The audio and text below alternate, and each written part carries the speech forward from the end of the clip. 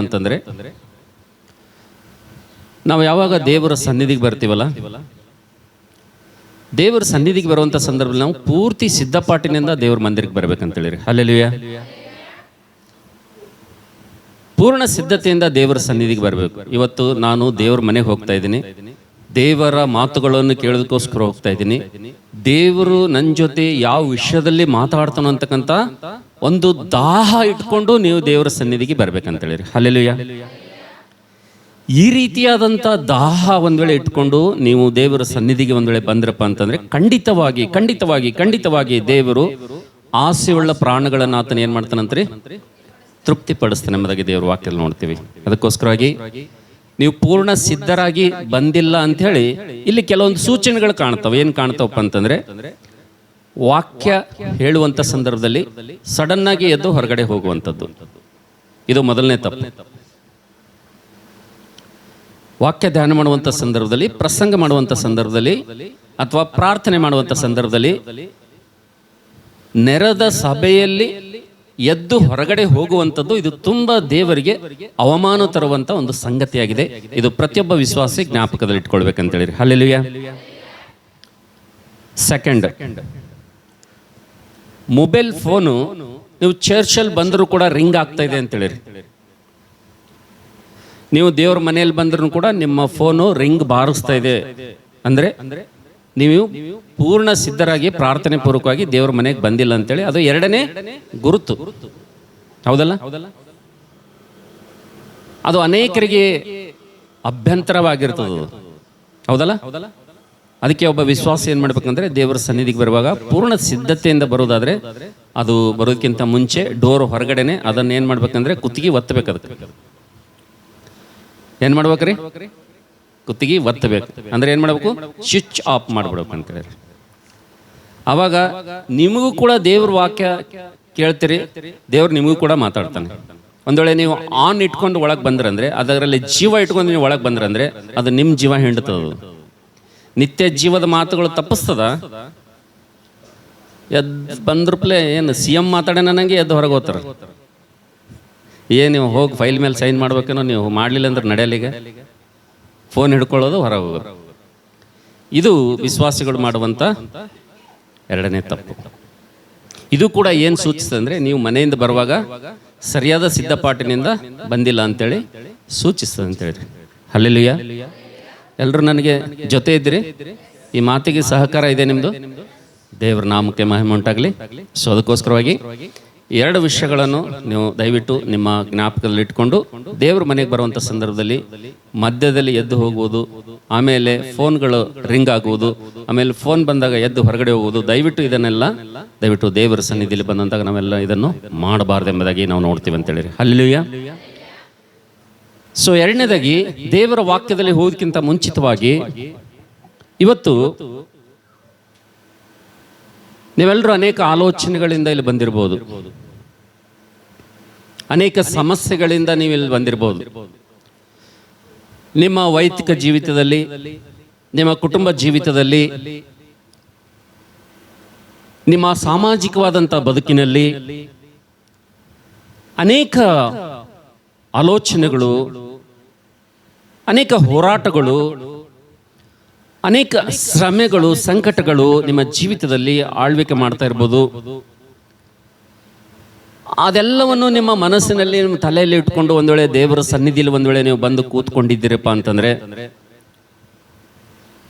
ನಾನು ನಿಮ್ಗೊಂದು ಮಾತು ಹೇಳಲಿಕ್ಕೆ ಇಷ್ಟಪಡ್ತೇನೆ. ಒಂದ್ ವೇಳೆ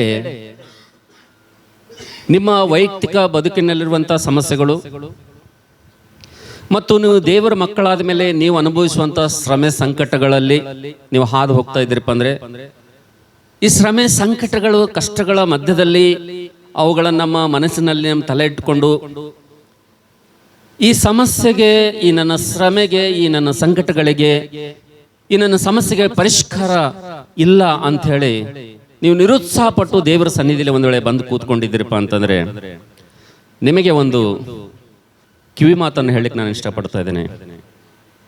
ಅಂಥವ್ರು ಯಾರಾದರೂ ಒಂದು ವೇಳೆ ಇಲ್ಲಿ ಇರುವುದಾದ್ರೆ, ನಿರುತ್ಸಾಹದಿಂದ ತುಂಬ ನಿಮ್ಮ ಜೀವಿತದಲ್ಲಿ ಜರುಗುವಂಥ ಘಟನೆಗಳ ಅವು ನಿಮ್ಮ ತಲೆಯಲ್ಲಿ ಮನೆ ಮಾಡಿ ಕೂತ್ಕೊಂಡು ಮರೆಯೋಕ್ಕೂ ಕೂಡ ಆಗ್ತಾ ಇಲ್ಲ. ಮನೆಯಲ್ಲಿದ್ದರೆ ಮರೆಯೋಕ್ಕಾಗಲ್ಲ, ಚರ್ಚಲ್ಲಿ ಬಂದು ಕೂತರು ಕೂಡ ನಿಮಗೆ ಅವು ಮರಿಲಿಕ್ಕೆ ಆಗ್ತಾ ಇಲ್ಲ ಅಂತೇಳಿ ಅಂಥ ಪರಿಸ್ಥಿತಿಯಿಂದ ನೀವು ಯಾರಾದರೂ ದೇವರ ಸನ್ನಿಧಿಯಲ್ಲಿ ಬಂದು ಕೂತ್ಕೊಂಡಿರೋದಾದರೆ ನಾನು ನಿಮಗೆ ಒಂದು ಸುಂದರವಾದಂಥ ನಿಮ್ಮನ್ನು ಪ್ರೋತ್ಸಾಹಪಡಿಸುವಂಥ ಒಂದು ಮಾತು ಹೇಳಿಕ್ಕೆ ನಾನು ಇಷ್ಟಪಡ್ತೇನೆ. ನೀವು ಯಾರೇ ಎಷ್ಟೇ ಕಷ್ಟದಲ್ಲಿ, ಎಷ್ಟೇ ಶ್ರಮೆಯಲ್ಲಿ, ಎಷ್ಟೇ ನಿಂದೆಯಲ್ಲಿ, ಎಷ್ಟೇ ಅವಮಾನದಲ್ಲಿ, ಎಂಥ ಬಾಧೆಯಲ್ಲಿ ನೀವು ಈ ಸಮಯದಲ್ಲಿ ಈ ಸ್ಥಳದಲ್ಲಿ ಬಂದು ಕೂತರು ಕೂಡ ನಿಮ್ಮ ಮೈಂಡ್ ಸೆಟ್ಟನ್ನು ಯಾವ ರೀತಿಗೆ ಮಾಡ್ಕೊಳ್ಬೇಕಪ್ಪ ಅಂದರೆ, ನಿಮ್ಮ ಮನಸ್ಥಿತಿಯನ್ನು ಯಾವ ರೀತಿಗೆ ಮಾಡ್ಕೊಳ್ಬೇಕಪ್ಪ ಅಂತಂದರೆ, ಒಬ್ಬ ಬಿಸ್ನೆಸ್ ಮ್ಯಾನ್, ಒಬ್ಬ ವ್ಯಾಪಾರಸ್ಥನು ಒಂದು ಸಲ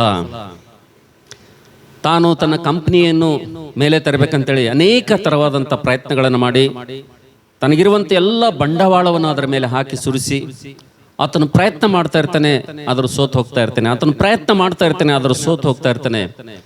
ಆತನು ತನ್ನಲ್ಲಿರುವಂಥ ಎಲ್ಲ ಬಂಡವಾಳವನ್ನು ಹಾಕಿ ಖರ್ಚು ಮಾಡಿದ್ರೂ ಕೂಡ ಅವನಿಗೆ ವಿಪರೀತವಾದಂಥ ಸೋಲುಗಳು ಆತನ ಜೀವಿತದಲ್ಲಿ ಕಾಣ್ತಾ ಇರ್ತದೆ. ಕುಟುಂಬದಲ್ಲಿ, ಮನೆಯಲ್ಲಿ ಕೂತ್ಕೊಂಡು ಆತನ ಆಲೋಚನೆ ಮಾಡ್ತಾನೆ, ಏನಪ್ಪ ಇದು ನನ್ನ ಬದುಕು, ನನ್ನ ಜೀವನ, ಈ ವ್ಯಾಪಾರ ಮಾಡ್ತಾ ಇದ್ದೇನೆ, ಈ ಬಿಸ್ನೆಸ್ ಮಾಡ್ತಾ ಇದ್ದೇನೆ, ಈ ಕೆಲಸ ಮಾಡ್ತಾ ಇದ್ದೇನೆ, ಇದು ಏನು ಮಾಡಿದ್ರೂ ಕೂಡ ನನ್ನ ಕೈಗೆ ಎಟಕ್ತಾ ಇಲ್ಲಲ್ಲ, ಈ ಸಮಸ್ಯೆಗೆ ಪರಿಷ್ಕಾರ ಸಿಗ್ತಾ ಇಲ್ಲ ಅಂಥೇಳಿ ಆತನು ತುಂಬ ಆಲೋಚನೆ ಮಾಡ್ತಾ ಆತನು ಕಾರಲ್ಲಿ ಕೂತ್ಕೊಂಡು ಆತನು ಕಂಪ್ನಿ ಕಡೆಗೆ ಬರ್ತಾ ಇರ್ತಾನೆ. ಬರುವಂಥ ಸಂದರ್ಭದಲ್ಲಿ ಒಂದು ಸರ್ಕಲಲ್ಲಿ ಒಬ್ಬ ಭಿಕ್ಷುಗಾರ ಕೂತಿರ್ತಾನೆ. ಈತನು ತುಂಬ ಗಾಢವಾದಂಥ ಈ ಆಲೋಚನೆಯಲ್ಲಿ ಮುಳುಗಿ ಹೋದಂಥ ಸಂದರ್ಭದಲ್ಲಿ ಅಕಸ್ಮಾತ್ತಾಗಿ ಆ ಸರ್ಕಲಲ್ಲಿರುವಂಥ ಭಿಕ್ಷುಕನ ಮೇಲೆ ಈತನ ಕಣ್ಣು ಹೋಗ್ತದೆ. ಕಣ್ಣು ಹೋದಂಥ ಸಂದರ್ಭದಲ್ಲಿ ಆ ಭಿಕ್ಷುಕನು ಹಾದಿ ಹೊಕ್ಕರಿಂದ ಆತನು ಭಿಕ್ಷೆ ಬೇಡ್ತಾ ಇರ್ತಾನೆ, ಅರಸ್ತಾ ಇರ್ತಾನೆ, ಬೇಡ್ತಾ ಇರ್ತಾನೆ, ಕೇಳ್ತಾ ಇರ್ತಾನೆ. ಯಾರೂ ಕೂಡ ಆತನಿಗೆ ₹1 ಕೂಡ ಹಾಕಂಗಿಲ್ಲ. ಅವಾಗ ಈ ದೃಶ್ಯ ಆತನ ನೋಡ್ತಾನೋ, ತನಗೆ ತಾನು ಆತನ ಸಮಾಧಾನ ಮಾಡಿಕೊಂಡು ಆತನು ದೇವರಿಗೆ ಏನು ಹೇಳ್ತಾನಂದ್ರೆ, ದೇವರೇ, ನನ್ನ ಬಿಸ್ನೆಸ್ ಆದರೂ ಲಾಸ್ ಇದೆ, ವ್ಯಾಪಾರ ಆದರೂ ನಡೀತಾ ಇಲ್ಲ, ಜೀವಿತದಲ್ಲಿ ತುಂಬ ನಷ್ಟ ಅನುಭವಿಸ್ತಾ ಇದ್ದೇನೆ, ಆದರೆ ನಿನಗೆ ಸ್ತೋತ್ರಪ್ಪ, ನನ್ನನ್ನು ಭಿಕ್ಷಗಾರನಾಗಿ ನನ್ನನ್ನು ಮಾಡಿಲ್ಲಲ್ಲಪ್ಪ ದೇವರೇ, ನಿನಗೆ ಸ್ತೋತ್ರ ಎಂಬುದಾಗಿ ಆತನ ಮುಂದೆ ಹೋಗ್ತಾನಂತೇಳಿ. Hallelujah, hallelujah. ಯಾವಾಗ ಈ ಭಿಕ್ಷಗಾರನು ಅನೇಕರಿಗೆ ಭಿಕ್ಷೆಯನ್ನು ಕೇಳ್ತಾನೋ, ಯಾರು ಆತನಿಗೆ ₹1 ಸಹ ಕಾಸು ಆತನಿಗೆ ಹಾಕೋದಿಲ್ವೋ, ಆತನಿಗೆ ಕೂಡ ಒಂದು ಜಿಗುಪ್ಸೆ ಬರ್ತದೆ, ನಿರಾಸೆ ಬರ್ತದೆ. ನನ್ನ ಬದುಕು, ನನ್ನ ಜೀವನ ಇಷ್ಟೇನಾ ಭಿಕ್ಷೆ ಬೇಡ್ತಿ ಎನ್ನುವುದು ಅಂಥೇಳಿ ಆತನಿಗೊಂಥರ ನಿರಾಸೆ, ಜೀವಿತದ ಮೇಲೆ ಜಿಗುಪ್ಸೆ ಬಂದು ಆತನು ಹೀಗೆ ತನ್ನ ತಟ್ಟೆ ನೋಡ್ತಾನೆ, ಖಾಲಿ ಇರ್ತದೆ. ತನ್ನ ಕಣ್ಣು ತೆರೆದು ಆತನು ಮುಂದೆ ಇನ್ನೊಂದು ರೋಡ್ ಕಡೆಗೆ ಆತನು ನೋಡ್ತಾನೆ. ಒಬ್ಬ ಹುಚ್ಚನನ್ನು ಹಿಡಿದುಕೊಂಡು ಆಸ್ಪತ್ರೆಗೆ ತೆಗೆದುಕೊಂಡು ಹೋಗ್ತಾ ಇರ್ತಾರೆ. ಯಾವಾಗ ಹುಚ್ಚನನ್ನು ಈತನ ನೋಡ್ತಾನೋ, ಆತನು ದೇವರಿಗೆ ಸ್ತೋತ್ರ ಹೇಳ್ತಾನೆ. ಓ ದೇವರೇ, ನನ್ನ ತಟ್ಟೆಯಲ್ಲಿ ಕಾಸಿಲ್ಲ, ಇವತ್ತು ಪರವಾಗಿಲ್ಲ, ಇವತ್ತಿಲ್ಲ ಅಂದ್ರೆ ನಾಳೆ ನನಗೆ ಕಾಸು ಸಿಗ್ತದೆ, ಆದರೆ ಅಪ್ಪ, ನನ್ನನ್ನು ಆ ಹುಚ್ಚನನ್ನಾಗಿ ನೀನು ಮಾಡಿಲ್ಲಲ್ಲಪ್ಪ ದೇವರೇ, ನಿನಗೆ ಸ್ತೋತ್ರ ಅಂತೇಳಿ ತಿರುಗಿ ತನ್ನ ಕಾಯಕದಲ್ಲಿ ಆತನು ಸಂತೋಷಪಟ್ಟು ಆತನು ಮುಂದೆ ಹೋಗ್ತಾನೆ, ದೇವರಿಗೆ ಸ್ತೋತ್ರ ಹೇಳ್ತಾನೆ. ಹಲ್ಲೆಲೂಯಾ. ಯಾವಾಗ ಈ ಹುಚ್ಚನನ್ನು ತೆಗೆದುಕೊಂಡು ಆಸ್ಪತ್ರೆಗೆ ಹೋಗ್ತಾರೋ, ಈ ಹುಚ್ಚನನ್ನು ತೆಗೆದುಕೊಂಡು ಆಸ್ಪತ್ರೆಗೆ ಹೋದಂಥ ಸಂದರ್ಭದಲ್ಲಿ ಆಸ್ಪತ್ರೆಯ ಒಂದು ಗೇಟಲ್ಲಿ ಈತನನ್ನು ತೆಗೆದುಕೊಂಡು ಹುಚ್ಚಾಸ್ಪತ್ರೆಯಲ್ಲಿ ಅಡ್ಮಿಟ್ ಮಾಡ್ಬೇಕಂತೇಳಿ ಹೋಗುವಂಥ ಸಂದರ್ಭದಲ್ಲಿ ಎದುರುಗಡೆಯಿಂದ ಒಂದು ಸತ್ತಂತ ಹೆಣ ತೆಗೆದುಕೊಂಡು ಬರ್ತಾರೆ. ಅವಾಗ ಈ ಹುಚ್ಚನಿಗೆ ಬುದ್ಧಿ ಬರ್ತದೆ. ಹುಚ್ಚ ಅಂತಾನೆ, ಅಯ್ಯೋ ದೇವರೇ, ನಿನಗೆ ಸ್ತೋತ್ರಪ್ಪ, ನನಗಾದ್ರೂ ಸ್ವಲ್ಪ ಬುದ್ಧಿ ಭ್ರಮಣೆ ಆಗಿದೆ, ಮಾನಸಿಕ ಒತ್ತಡದಿಂದ ನಾನು ಸ್ವಲ್ಪ ಮೆಂಟಲ್ ಆಗಿದ್ದೇನೆ, ಇದು ಸಣ್ಣ ಸಮಸ್ಯೆ ಇದೆ, ಇವತ್ತಿಲ್ಲ ನಾಳೆ ತಿರುಗಿ ನನ್ನ ಬುದ್ಧಿ ನನ್ನ ಸ್ವಾಧೀನದಲ್ಲಿ ನೀನು ಮಾಡ್ತೀಯ ದೇವರೇ, ನಿನಗೆ ಸ್ತೋತ್ರಪ್ಪ, ಆದರೆ ನನ್ನನ್ನು ಇನ್ನೂ ಕೂಡ ನೀನು ಸತ್ತ ಹೆಣ ಮಾಡಿಲ್ಲಲ್ಲಪ್ಪ, ನನ್ನಲ್ಲಿ ಜೀವ ಇಟ್ಟಿದ್ದಿಲ್ಲಪ್ಪ, ಅದೇ ನಿನಗೆ ಸ್ತೋತ್ರ ಅಂತೇಳಿ ಆತನು ಕೂಡ ಸ್ತೋತ್ರ ಹೇಳ್ತಾನ್ರಿ. ಆದರೆ ನನ್ನ ಮಾತುಗಳನ್ನು ಕೇಳುವಂಥ ನನ್ನ ಪ್ರಿಯ ತಂಗಿಯರೇ, ಅಣ್ಣ ತಮ್ಮಂದಿರೇ, ಸ್ನೇಹಿತರೆ, ಎಲ್ಲದಕ್ಕಿಂತಲೂ ಹೆಚ್ಚಾಗಿ ದೇವರ ಮಕ್ಕಳೇ, ನಮ್ಮ ಜೀವಿತದಲ್ಲಿ ನಾವು ಬಹಳಷ್ಟು ಸಲ ನಾವು ಇಂಥ ಶ್ರಮೆಗಳು, ಇಂಥ ಸಂಕಟಗಳು ಬದುಕಿನಲ್ಲಿ ನಾವು ಜೀವಿತದ ಜೊತೆ ಹೋರಾಟ ಮಾಡುವಂಥ ಸಂದರ್ಭದಲ್ಲಿ ನಾವು ಅನೇಕ ಸಲ ನಿರಾಸೆ ಪಡ್ತೇವೆ. ವ್ಯಾಪಾರ ನಡೆದೇ ಇರುವಂಥ ಸಂದರ್ಭದಲ್ಲಿ, ಉದ್ಯೋಗ ಸಿಗದೇ ಇರುವಂಥ ಸಂದರ್ಭದಲ್ಲಿ ದೇವರನ್ನು ನಂಬಿ ಭಕ್ತಿ ಮಾಡಿ ಪೂಜೆ ಮಾಡಿ ಯಥಾರ್ಥವಾಗಿ ಜೀವಿಸಿ ನಮ್ಮ ಜೀವಿತದಲ್ಲಿ ಏನನ್ನು ಕೂಡ ಸಾಧಿಸದೇ ಇರುವಂಥ ಸ್ಥಿತಿ ನಮಗೆ ಎದುರಾದಂಥ ಸಂದರ್ಭದಲ್ಲಿ ಆತ್ಮೀಯರು ಕೂಡ ಈ ರೀತಿಯಾಗಿ ನಿರಾಸೆಯಲ್ಲಿ ಹೋಗುವಂಥದ್ದನ್ನು ಸಾಮಾನ್ಯವಾಗಿ ನಮ್ಮ ಜೀವಿತದಲ್ಲಿ ನಾವು ನೋಡ್ತೀವಿ ಅಂತೇಳಿರಿ. Hallelujah, hallelujah.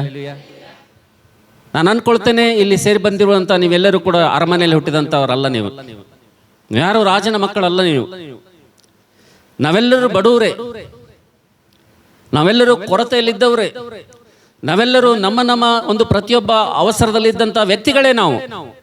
ಆದರೂ ಕೂಡ ಇವತ್ತು ಕರ್ತನ ಮೇಜಿನಲ್ಲಿ ಕೈ ಹಾಕಿ ಮುಂಚಿತವಾಗಿ, ಆ ಮೇಜನ್ನು ಮುಟ್ಟೋದಕ್ಕಿಂತ ಮುಂಚಿತವಾಗಿ ಇವತ್ತು ಸತ್ಯವೇದದಲ್ಲಿ ಒಬ್ಬ ಭಕ್ತನ ಜೀವಿತವನ್ನು ನಾವು ನೋಡೋಣ. ಸತ್ಯವೇದದಲ್ಲಿ ಒಬ್ಬ ವ್ಯಕ್ತಿ ಜೀವಿತದಲ್ಲಿ ಶ್ರಮೆಗಳು, ಸಂಕಟಗಳು ಬಂದಂಥ ಸಂದರ್ಭದಲ್ಲಿ ಆತನ ಜೀವಿತ ಯಾವ ರೀತಿಗಿತ್ತು, ಆ ಶ್ರಮೆಗಳಿಗೆ, ಆ ಸಂಕಟಗಳಿಗೆ, ಆ ಕಷ್ಟಗಳಿಗೆ, ಆ ನೋವುಗಳಿಗೆ, ಆ ಬಾಧೆಗಳಿಗೆ, ಜೀವಿತದಲ್ಲಿ ಆ ಹೋರಾಟದ ಒಂದು ಆ ಸಮಸ್ಯೆಗಳಿಗೆ ಆತನ ಒಂದು ಪ್ರತಿಕ್ರಿಯೆ, ಆತನ ಸ್ಪಂದನ ಯಾವ ರೀತಿಗಿತ್ತು ಎಂಬುದಾಗಿ ನಾವು ದೇವರ ವಾಕ್ಯದಿಂದ ಒಂದು ಮಾತನ್ನು ನೋಡಿಕೊಂಡು ನಾವೆಲ್ಲರೂ ಕೂಡ ಕರ್ತನ ಮೇಜಿನಲ್ಲಿ ಕೈ ಹಾಕೋಣ. ಒಂದ್ ವೇಳೆ ನೀವೆಲ್ಲರೂ ಕೂಡ ನನ್ನ ಜೊತೆ ಕನಿಷ್ಠ 40 ನಿಮಿಷ ನನ್ನ ಜೊತೆ ನೀವು ಸಹಕಾರ ಮಾಡೋದಾದ್ರೆ, ನಿಮ್ಮ ಮನಸ್ಸು, ನಿಮ್ಮ ಕಣ್ಣು, ನಿಮ್ಮ ದೇಹ ಪ್ರತಿಯೊಂದನ್ನು, ನಿಮ್ಮ ಬುದ್ಧಿ ಪೂರ್ತಿ ನಮ್ಮ ಸ್ವಾಧೀನದಲ್ಲಿ ಇಟ್ಕೊಂಡು ನನ್ನ ಜೊತೆ ನೀವು ಒಂದು ವೇಳೆ ಸಹಕಾರ ಕೊಡೋದಾದ್ರೆ, ದೇವರ ಮಾತನ್ನು ಜಾಗ್ರತೆಯಿಂದ ಎಚ್ಚರಿಕೆಯಿಂದ ನೀವು ಕೇಳಲು ಸಿದ್ಧವಾಗಿರೋದಾದ್ರೆ, ಖಂಡಿತವಾಗಿ ನಿಮ್ಮ ಮನೆಯಿಂದ ಹೇಗೆ ಇವತ್ತು ನೀವು ಇಲ್ಲಿ ಬಂದಿದ್ದೀರೋ ಹೋಗುವಾಗ ನೀವು ಹಾಗೆ ಇವತ್ತು ಹೋಗಲಿಕ್ಕೆ ಸಾಧ್ಯವಿಲ್ಲ ಅಂತ ಹೇಳಿರಿ. Hallelujah, hallelujah. ನಿರೀಕ್ಷೆಯಿಂದ ಒಂದು ವೇಳೆ ನೀವು ದೇವರ ಸನ್ನಿಧಿಗೆ ಬಂದಿರೋದಾದ್ರೆ, ಒಂದು ಹೊಸ ಒಂದು ನಿರೀಕ್ಷೆಯನ್ನು ಕಳೆದುಕೊಂಡು ದೇವರ ಸನ್ನಿಧಿಗೆ ಒಂದು ವೇಳೆ ಬಂದಿರೋದಾದ್ರೆ, ನೀವು ಒಂದು ಹೊಸ ನಿರೀಕ್ಷೆಯನ್ನು ತೆಗೆದುಕೊಂಡು ನೀವು ಏನ್ ಮಾಡ್ತೀರಂದ್ರೆ ನಿಮ್ಮ ಮನೆಗಳಿಗೆ ಹೋಗ್ತೀರ ಅಂತ ಹೇಳಿರಿ. ಹಲ್ಲೆಲೂಯಾ. ರಕ್ಷಣೆ ಇಲ್ಲದೆ ದೇವರ ಸನ್ನಿಧಿಗೆ ಒಂದು ವೇಳೆ ನೀವು ಬಂದಿರೋದಾದ್ರೆ, ದೇವರು ಕೊಡುವಂತ ಅಮೂಲ್ಯವಾದಂತ ರಕ್ಷಣೆಯನ್ನು ಪಡೆದುಕೊಂಡು ನೀವು ಮನೆಗೆ ಹೋಗ್ತೀರ ಅಂತ ಹೇಳಿರಿ. ಹಲ್ಲೆಲೂಯಾ. ನೀವು ಒಂದು ವೇಳೆ ಕೊರತೆಯಿಂದ, ಸಮಸ್ಯೆಯಿಂದ ದೇವರ ಸನ್ನಿಧಿಗೆ ಇವತ್ತು ಬಂದು ಈ ಸಮಯದಲ್ಲಿ ಕೂತ್ಕೊಂಡಿರೋದಾದ್ರೆ, ದೇವರು ನಿಮ್ಮನ್ನು ಸಮೃದ್ಧಿಯಿಂದ ಆತನು ಕಳಿಸುವಂತವನಾಗಿದ್ದಾನೆ ಅಂತ ಹೇಳಿರಿ. ಹಲ್ಲೆಲೂಯಾ. ಆದ್ರೆ ಇದೆಲ್ಲ ನಮ್ಮ ಜೀವಿತದಲ್ಲಿ ಜರುಗಬೇಕಪ್ಪ ಅಂತಂದ್ರೆ ದೇವ್ರ ಮಾತನ್ನ ಏನ್ ಮಾಡ್ಬೇಕಂದ್ರೆ ಬಹಳ ಶ್ರದ್ಧೆಯಿಂದ ನಾವೇನ್ ಮಾಡ್ಬೇಕ್ರಿ, ಕೇಳ್ಬೇಕು. ಯಾವಾಗ ದೇವರ ಮಾತುಗಳನ್ನು ನಾವು ಶ್ರದ್ಧೆಯಿಂದ, ಭಯದಿಂದ, ಭಕ್ತಿಯಿಂದ ನಾವು ಕೇಳ್ತೇವೋ ಆಗಲೇ ನಾವು ನೋಡ್ತೇವೆ ನಮ್ಮ ಜೀವಿತದಲ್ಲಿ ದೇವರು ತನ್ನ ಮಹತ್ತರವಾದಂಥ ಕಾರ್ಯಗಳನ್ನು ಆತನು ಮಾಡುವಂತನಾಗಿದ್ದಾನೆ. ಬನ್ನಿ ಬೇಗ ಬೇಗನೆ ಸಮಯವನ್ನು ವ್ಯರ್ಥ ಮಾಡದೆ ಕರ್ತನ ಮೇಜಿನಲ್ಲಿ ಕೈ ಹಾಕಿ ಮುಂಚಿತವಾಗಿ ನಾವೆಲ್ಲರೂ ಕೂಡ ಕೀರ್ತನೆ 119ನೇ ಅಧ್ಯಾಯದ ಕಡೆಗೆ ನಿಮ್ಮ ಸತ್ಯವೇದವನ್ನು ತಿರುಗಿಸ್ರಿ. ಇಲ್ಲಿ ಒಬ್ಬ ಭಕ್ತನು ಒಂದು ಸ್ಟೇಟ್ಮೆಂಟ್ ಕೊಡ್ತಾ ಇದ್ದಾನೆ, ಒಂದು ವ್ಯಾಖ್ಯಾನ ಆತನು ಘೋಷಣೆ ಮಾಡ್ತಾ ಇದ್ದಾನೆ, ಗಂಟಾ ಘೋಷವಾಗಿ ಆತನ ಒಂದು ಮಾತನ್ನು ಹೇಳ್ತಾ ಇದ್ದಾನೆ. ಆತನು ಹೇಳುವಂತ ಅದ್ಭುತವಾದಂತ ಮಾತು ನಿಮ್ಮ ಜೀವಿತಕ್ಕೆ ಪ್ರೋತ್ಸಾಹ, ಬಾಡಿ ಬತ್ತಿ ಹೋದಂತ ನಿಮ್ಮ ಜೀವಿತಗಳಿಗೆ ಚಿಗುರು ಬರುವಂತೆ, ಒಂದು ಹೊಸ ಹುರುಪು ಬರುವಂತೆ ಒಂದು ಸ್ಟೇಟ್ಮೆಂಟ್ ಒಬ್ಬ ಭಕ್ತನು ಸತ್ಯವೇದದಲ್ಲಿ ಕೊಡ್ತಾನೆ. ನೀವು ಹೇಗೆ ನಿರೀಕ್ಷೆಯನ್ನು ಕಳೆದುಕೊಂಡು ಬದುಕಿನಲ್ಲಿ ಕಷ್ಟ ಶ್ರಮಗಳ ಮಧ್ಯದಲ್ಲಿ ಹಾದು ಹೋಗ್ತಾ ಇದ್ರು, ಅದೇ ರೀತಿಯಾಗಿ ಆತನು ಕೂಡ ತನ್ನ ಜೀವಿತದಲ್ಲಿ ಶ್ರಮೆ, ಸಂಕಟಗಳಲ್ಲಿ, ಕಷ್ಟಗಳಲ್ಲಿ ಹಾದು ಹೋದಂತ ಸಂದರ್ಭದಲ್ಲಿ ಆತನೊಂದು ಸ್ಟೇಟ್ಮೆಂಟ್ ಕೊಡ್ತಾನೆ, ಒಂದು ಘೋಷಣೆಯನ್ನು ಮಾಡ್ತಾನೆ. ಏನ್ ಮಾಡ್ತಾನೆ ಎಂಬುದಾಗಿ ನಾವು ಓದೋಣ ಬನ್ನಿ. ಕೀರ್ತನೆ 119ನೇ ಅಧ್ಯಾಯ 67ನೇ ವಚನ, 68ನೇ ವಚನ. ನಾವೆಲ್ಲರೂ ಕೂಡ ಸೇರಿ ಈ ವಾಕ್ಯವನ್ನು ಗಟ್ಟಿಯಾಗಿ ನಮ್ಮ ಭಾಷೆಯಲ್ಲಿ ಎಲ್ಲರೂ ಸೇರಿ ನಾವು ಓದ್ಕೊಂಡು ಅಂತೇಳಿರಿ. ಬನ್ನಿ ಎಲ್ಲರೂ ಸೇರಿ ಓದ್ಕೊಂಡು. ಕಷ್ಟಾನುಭವಕ್ಕಿಂತ ಮುಂಚೆ ತಪ್ಪಿ ಹೋಗುತ್ತಿದ್ದೆನು, ಈಗಲಾದರೂ ನಿನ್ನ ನುಡಿಗಳನ್ನು ಕೈಗೊಳ್ಳುತ್ತೇನೆ. ನೀನು ಒಳ್ಳೆಯವನು, ಒಳ್ಳೆಯದನ್ನು ಮಾಡುವವನು ಆಗಿದ್ದಿ, ನಿನ್ನ ನಿಬಂಧನೆಗಳನ್ನು ನನಗೆ ಬೋಧಿಸು. ದೇವರು ಈ ವಾಕ್ಯದಿಂದ ನಮ್ಮ ಜೊತೆ ಮಾತಾಡಿ ನಮ್ಮನ್ನು ಪರಿಪೂರ್ಣರಾಗಿ ಮಾಡುವಂತೆ, ಪರಲೋಕಕ್ಕೆ ಸಿದ್ಧವಾಗಿ ಮಾಡುವಂತೆ, ಆತನ ಬರುವಿಕೆಗೆ ನಾವು ಎದುರುಗೊಳ್ಳುವಂತೆ, ಆತ್ಮೀಯವಾಗಿ ನಾವು ಬೆಳೆಯುವಂತೆ ದೇವರ ಸಹಾಯಕ್ಕಾಗಿ ಒಂದು ಸಣ್ಣ ಪ್ರಾರ್ಥನೆಯನ್ನು ಮಾಡೋಣ. ನಮ್ಮನ್ನು ಬಹಳವಾಗಿ ಪ್ರೀತಿ ಮಾಡುವಂತ ನಮ್ಮ ಸ್ವರ್ಗೀಯ ತಂದೆಯಾದ ದೇವರೇ, ನಿಮ್ಮ ಪರಿಶುದ್ಧವಾದ ನಾಮಕ್ಕೆ ಸ್ತೋತ್ರ. ಅಪ್ಪ, ಆರಾಧನೆ ಮೂಲಕವಾಗಿ ನೀವು ಮಹಿಮೆ ಹೊಂದಿದ್ದೀರಿ ದೇವ, ನಿಮಗೆ ಸ್ತೋತ್ರ. ಕರ್ತನೆ, ಮೇಜು ನಮ್ಮ ಎದುರುಗಡೆ ಇರುವಂಥ ಸಂದರ್ಭದಲ್ಲಿ, ನಿನ್ನ ವಾಕ್ಯ ನಮ್ಮ ಎದುರುಗಡೆ ಇರುವಂಥ ಸಂದರ್ಭದಲ್ಲಿ ಕರ್ತನೆ, ಹೌದು ಸ್ವಾಮಿ, ನಾವೆಲ್ಲರೂ ಹೌದು ಸ್ವಾಮಿ, ನಿನ್ನ ವಾಕ್ಯದ ಬೆಳಕಿನಲ್ಲಿ ಪರೀಕ್ಷೆ ಮಾಡಿಕೊಂಡು ನಮ್ಮನ್ನು ಕ್ರಮಪಡಿಸಿಕೊಂಡು ಯೋಗ್ಯವಾದ ರೀತಿಯಿಂದ ನನ್ನ ಮೇಜಿನಲ್ಲಿ ಕೈ ಹಾಕುವಂತೆ ದೇವ, ಹೌದು ಸ್ವಾಮಿ, ಈ ವಾಕ್ಯವನ್ನು ಮುರಿದು ಹಂಚಿರಪ್ಪಾದರೆ ಈ ವಾಕ್ಯ ಭಾಗವನ್ನು, ಹೌದು ಸ್ವಾಮಿ, ಇದರಲ್ಲಿರುವಂತಹ ಮರ್ಮವನ್ನು ನಮಗೆ ತಿಳಿಯುವ ಹಾಗೆ ನಮ್ಮದೇ ಆದಂಥ ಭಾಷೆಯಲ್ಲಿ ನಮಗೆ ಹಂಚಬೇಕಾಗಿ, ನಿಲ್ಲುವಂಥವನು ಕಾಣುವಂಥವನು ಬಲಹೀನದ ದಾಸನಾದರೂ ಕೂಡ ಕಾಣದಿರುವ ನಿಮ್ಮ ಬಲವಾದಂಥ ಸ್ವರದಿಂದ ನಮ್ಮ ಜೊತೆ ಮಾತಾಡಿ ನಮ್ಮೆಲ್ಲರಿಂದ ಹೌದು ಸ್ವಾಮಿ ನಿನ್ನ ಬರುವಿಕೆಗೆ ಸಿದ್ಧಪಡಿಸಬೇಕಾಗಿ, ನಮ್ಮನ್ನು ಯೋಗ್ಯರನ್ನಾಗಿ ಮಾಡಬೇಕಾಗಿ, ನಮ್ಮನ್ನು ತಗ್ಗಿಸಿಕೊಳ್ತಾ ನಿಮ್ಮ ನಾಮವನ್ನು ಹೆಚ್ಚಿಸ್ತಾ ನಮ್ಮಡಿಯನ್ನು ರಕ್ಷಕನಾಗಿರುವಂಥ ಯೇಸು ಕ್ರಿಸ್ತನ ಹೆಸರಿನಲ್ಲಿ ಸ್ತೋತ್ರ ಮಾಡಿ ಪ್ರಾರ್ಥನೆ ಬೇಡ್ಕೊಳ್ತೇವೆ ಸ್ವಾಮಿ, ಆಮೇನ್. ಹಲ್ಲೆಲೂಯಾ. ಓದ್ತಿರಮ್ಮ 67ನೇ ವಚನ 68ನೇ ವಚನ. ಕಷ್ಟಾನುಭವಕ್ಕಿಂತ ಮುಂಚೆ ತಪ್ಪಿ ಹೋಗುತ್ತಿದ್ದೆನು. ಈಗಲಾದರೂ ನಿನ್ನ ನುಡಿಗಳನ್ನು ಕೈಗೊಳ್ಳುತ್ತೇನೆ. ನೀನು ಒಳ್ಳೆಯವನು, ಒಳ್ಳೆಯದನ್ನು ಮಾಡುವವನೂ ಆಗಿದ್ದಿ. ನಿನ್ನ ನಿಬಂಧನೆಗಳನ್ನು ನನಗೆ ಬೋಧಿಸು. ಸಾಕಮ್ಮ, ಎಲ್ಲರೂ ಕೂಡ ನಿಮ್ಮ ಸತ್ಯವೇದವನ್ನು ನಿಮ್ಮ ಉಡಿಯಲ್ಲಿ ಇಟ್ಕೊಂಡು ನನ್ನ ಕಡೆಗೆ ನಿಮ್ಮ ಗಮನವನ್ನು ಕೊಡಬೇಕೆಂಬುದಾಗಿ ನಿಮ್ಮಲ್ಲಿ ಪ್ರೀತಿಯಿಂದ ನಾನು ಮನವಿ ಮಾಡ್ಕೊಳ್ತಾ ಇದ್ದೇನೆ. ಅಷ್ಟು ಮಾತ್ರ ಅಲ್ಲದೆ ಇನ್ನೊಂದು ಕೆಲಸ ಮಾಡಬೇಡ್ರಿ. ವಾಕ್ಯ ಹೇಳುವಂತ ಸಂದರ್ಭದಲ್ಲಿ ಯಾರಿಗೆ ವಾಕ್ಯ ಗೊತ್ತಿಲ್ಲ ಪಕ್ಕದವರಿಗೆ ಬೈಬಲ್ ಕೊಟ್ಟು ರೆಫರೆನ್ಸ್ ಕೊಡು ಅಂತೇಳಿ ದಯವಿಟ್ಟು ಕೇಳಬೇಡ್ರಿ. ಈ ಮೆಸೇಜ್ ಯೂಟ್ಯೂಬ್ನಲ್ಲಿ ಅಪ್ಲೋಡ್ ಮಾಡ್ತದೆ. ಆಮೇಲೆ ನೀವೇನ್ ಮಾಡ್ರಪ್ಪ ಅಂತಂದ್ರೆ ಯೂಟ್ಯೂಬ್ನಲ್ಲಿ ಹೋಗಿ ಆ ವಾಕ್ಯವನ್ನು ಕೇಳ್ರಿ. ಆದ್ರೆ ಕೇಳುವಂತವ್ರು ಕೂಡ ಡಿಸ್ಟರ್ಬ್ ಮಾಡಬೇಡ್ರಿ. ಅರ್ಥ ಆಗ್ಲತ್ತದ್ರಿ? ಸೊ ಬನ್ನಿ, ಹಾಗಾದ್ರೆ ನಾವು ನೋಡ್ತೇವೆ ನನ್ನ ಪ್ರೀತಿ ದೇವರ ಮಕ್ಕಳೇ, ದೇವರ ಇವತ್ತು ನಮಗೆ ಒಬ್ಬ ಭಕ್ತನ ಜೀವಿತದ ಮೂಲಕವಾಗಿ ಮಾತಾಡುವಂತ ಸಂದರ್ಭದಲ್ಲಿ ಈ ಭಕ್ತನು ಆತನು ಹೇಳುವಂತ ಮಾತೇನಪ್ಪ ಅಂತಂದ್ರೆ, ಕಷ್ಟಾನುಭವಕ್ಕಿಂತ ಮುಂಚೆ ನಾನು ಏನಾಗ್ತಾ ಇದ್ದೆ ಅಂದ್ರೆ ತಪ್ಪಿ ಹೋಗ್ತಾ ಇದ್ದೆ. ಕಷ್ಟಗಳು ಬರೋದಕ್ಕಿಂತ ಮುಂಚೆ, ನನ್ನ ಜೀವಿತದಲ್ಲಿ ಶ್ರಮೆಗಳು ಬರೋದಕ್ಕಿಂತ ಮುಂಚೆ, ನನ್ನ ಜೀವಿತದಲ್ಲಿ ಈ ಕಷ್ಟ ಶ್ರಮೆಗಳು ಬರೋದಕ್ಕಿಂತ ಮುಂಚೆ ನಾನು ಏನ್ ಮಾಡ್ತಾ ಇದ್ದೆ ಅಂದ್ರೆ ತಪ್ಪಿ ಹೋಗ್ತಾ ಇದ್ದೆ. ಒಂದು ಮಾತಿನಲ್ಲಿ ಆತನ ಏನ್ ಹೇಳ್ತಾ ಇದ್ದ ಅಂದ್ರೆ, ನೀನು ನನ್ನ ಜೀವಿತದಲ್ಲಿ ಅನುಮತಿಸಿರುವಂತ ಕಷ್ಟಾನುಭವವು ಅದು ನನಗೆ ಹಿತಕರವಾಯಿತು, ನನಗೆ ಮೇಲಾಯಿತು ಎಂಬುದಾಗಿ ಈ ಭಕ್ತನು ಆತನು ಹೇಳ್ತಾ ಇದ್ದಾನೆ ಎಂಬುದಾಗಿ ದೇವರ ವಾಕ್ಯದಲ್ಲಿ ನೋಡ್ತೀವಿ ಅಂತ ಹೇಳಿ. Hallelujah, hallelujah.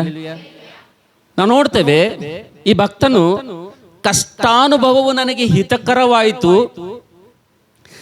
ಕಷ್ಟಾನುಭವವು ನನಗೆ ಮೇಲಾಯಿತು, ಕಷ್ಟಗಳು ಬರೋದಕ್ಕಿಂತ ಮುಂಚೆ ನಾನು ತಪ್ಪಿ ಹೋಗ್ತಾ ಇದ್ದೆ, ಆದರೆ ಆ ಕಷ್ಟಗಳು ನನಗೆ ಮೇಲುಗಳನ್ನು ತಂದು ಎಂಬುದಾಗಿ ದೇವರ ವಾಕ್ಯದಲ್ಲಿ ಈ ಭಕ್ತನು ತನ್ನ ಒಂದು ಜೀವಿತದ ಸಾಕ್ಷಿಯನ್ನು ಹೇಳುವಂತ ಸಂದರ್ಭದಲ್ಲಿ, ನನ್ನ ಪ್ರೀತಿ ದೇವರ ಮಕ್ಕಳೇ, ಈ ಲೋಕದಲ್ಲಿ ವಿಶ್ವಾಸಿ ಮಕ್ಕಳಾಗಿರುವಂತ ನಾವು, ದೇವರ ಮಕ್ಕಳಾಗಿರುವಂತ ನಾವು ಅನೇಕ ಸಲ ಏನಾಗ್ತದಪ್ಪ ಅಂತಂದ್ರೆ, ನಮಗೆ ಶ್ರಮೆಗಳು ಬರುವಂತ ಸಂದರ್ಭದಲ್ಲಿ, ನಮಗೆ ಸಂಕಟಗಳು ಬರುವಂತ ಸಂದರ್ಭದಲ್ಲಿ, ನಾವು ಕಷ್ಟದ ಪಾಲಾದಂತ ಸಂದರ್ಭದಲ್ಲಿ, ನಾವು ಇಕ್ಕಟ್ಟುಗಳ ಒಂದು ಪರಿಸ್ಥಿತಿಯಲ್ಲಿ ಬಿದ್ದಂತ ಸಂದರ್ಭದಲ್ಲಿ ನಾವು ಅನೇಕ ಸಲ ಏನಾಗ್ತದೆ ಎಂಬುದಾಗಿ ನೋಡುವಂತ ಸಂದರ್ಭದಲ್ಲಿ ನಾವು ನೋಡ್ತೇವೆ, ಈ ಕಷ್ಟ, ಈ ನಷ್ಟ, ಈ ಶ್ರಮೆ ಇದು ಯಾತಕ್ಕಾಗಿ ನಮ್ಮ ಜೀವಿತದಲ್ಲಿ ಬಂತು, ಈ ಶ್ರಮ ಸಂಕಟಗಳು ನನ್ನ ಜೀವಿತದಲ್ಲಿ ಯಾಕೆ ಬಂತೆಂಬುದಾಗಿ ಅನೇಕ ಸಲ ನಾವು ನೋಡ್ತೇವೆ. ಇವತ್ತು ದೇವರ ಮಕ್ಕಳಾಗಿರುವಂತ ನಾವು ಕೂಡ ಏನ್ ಮಾಡ್ತೀವಿ ಅಂದ್ರೆ, ನಮ್ಮ ಹೃದಯದಲ್ಲಿ ಒಂದು ಪ್ರಶ್ನೆ ಹಾಕೊಂಡು ಕೂತ್ಕೊಳ್ತೇವೆ ನಾವು. ನಾನು ಇಷ್ಟೊಂದು ಭಯಭಕ್ತಿಯಲ್ಲಿದ್ದೀನಿ, ಯಥಾರ್ಥವಾಗಿದ್ದೀನಿ,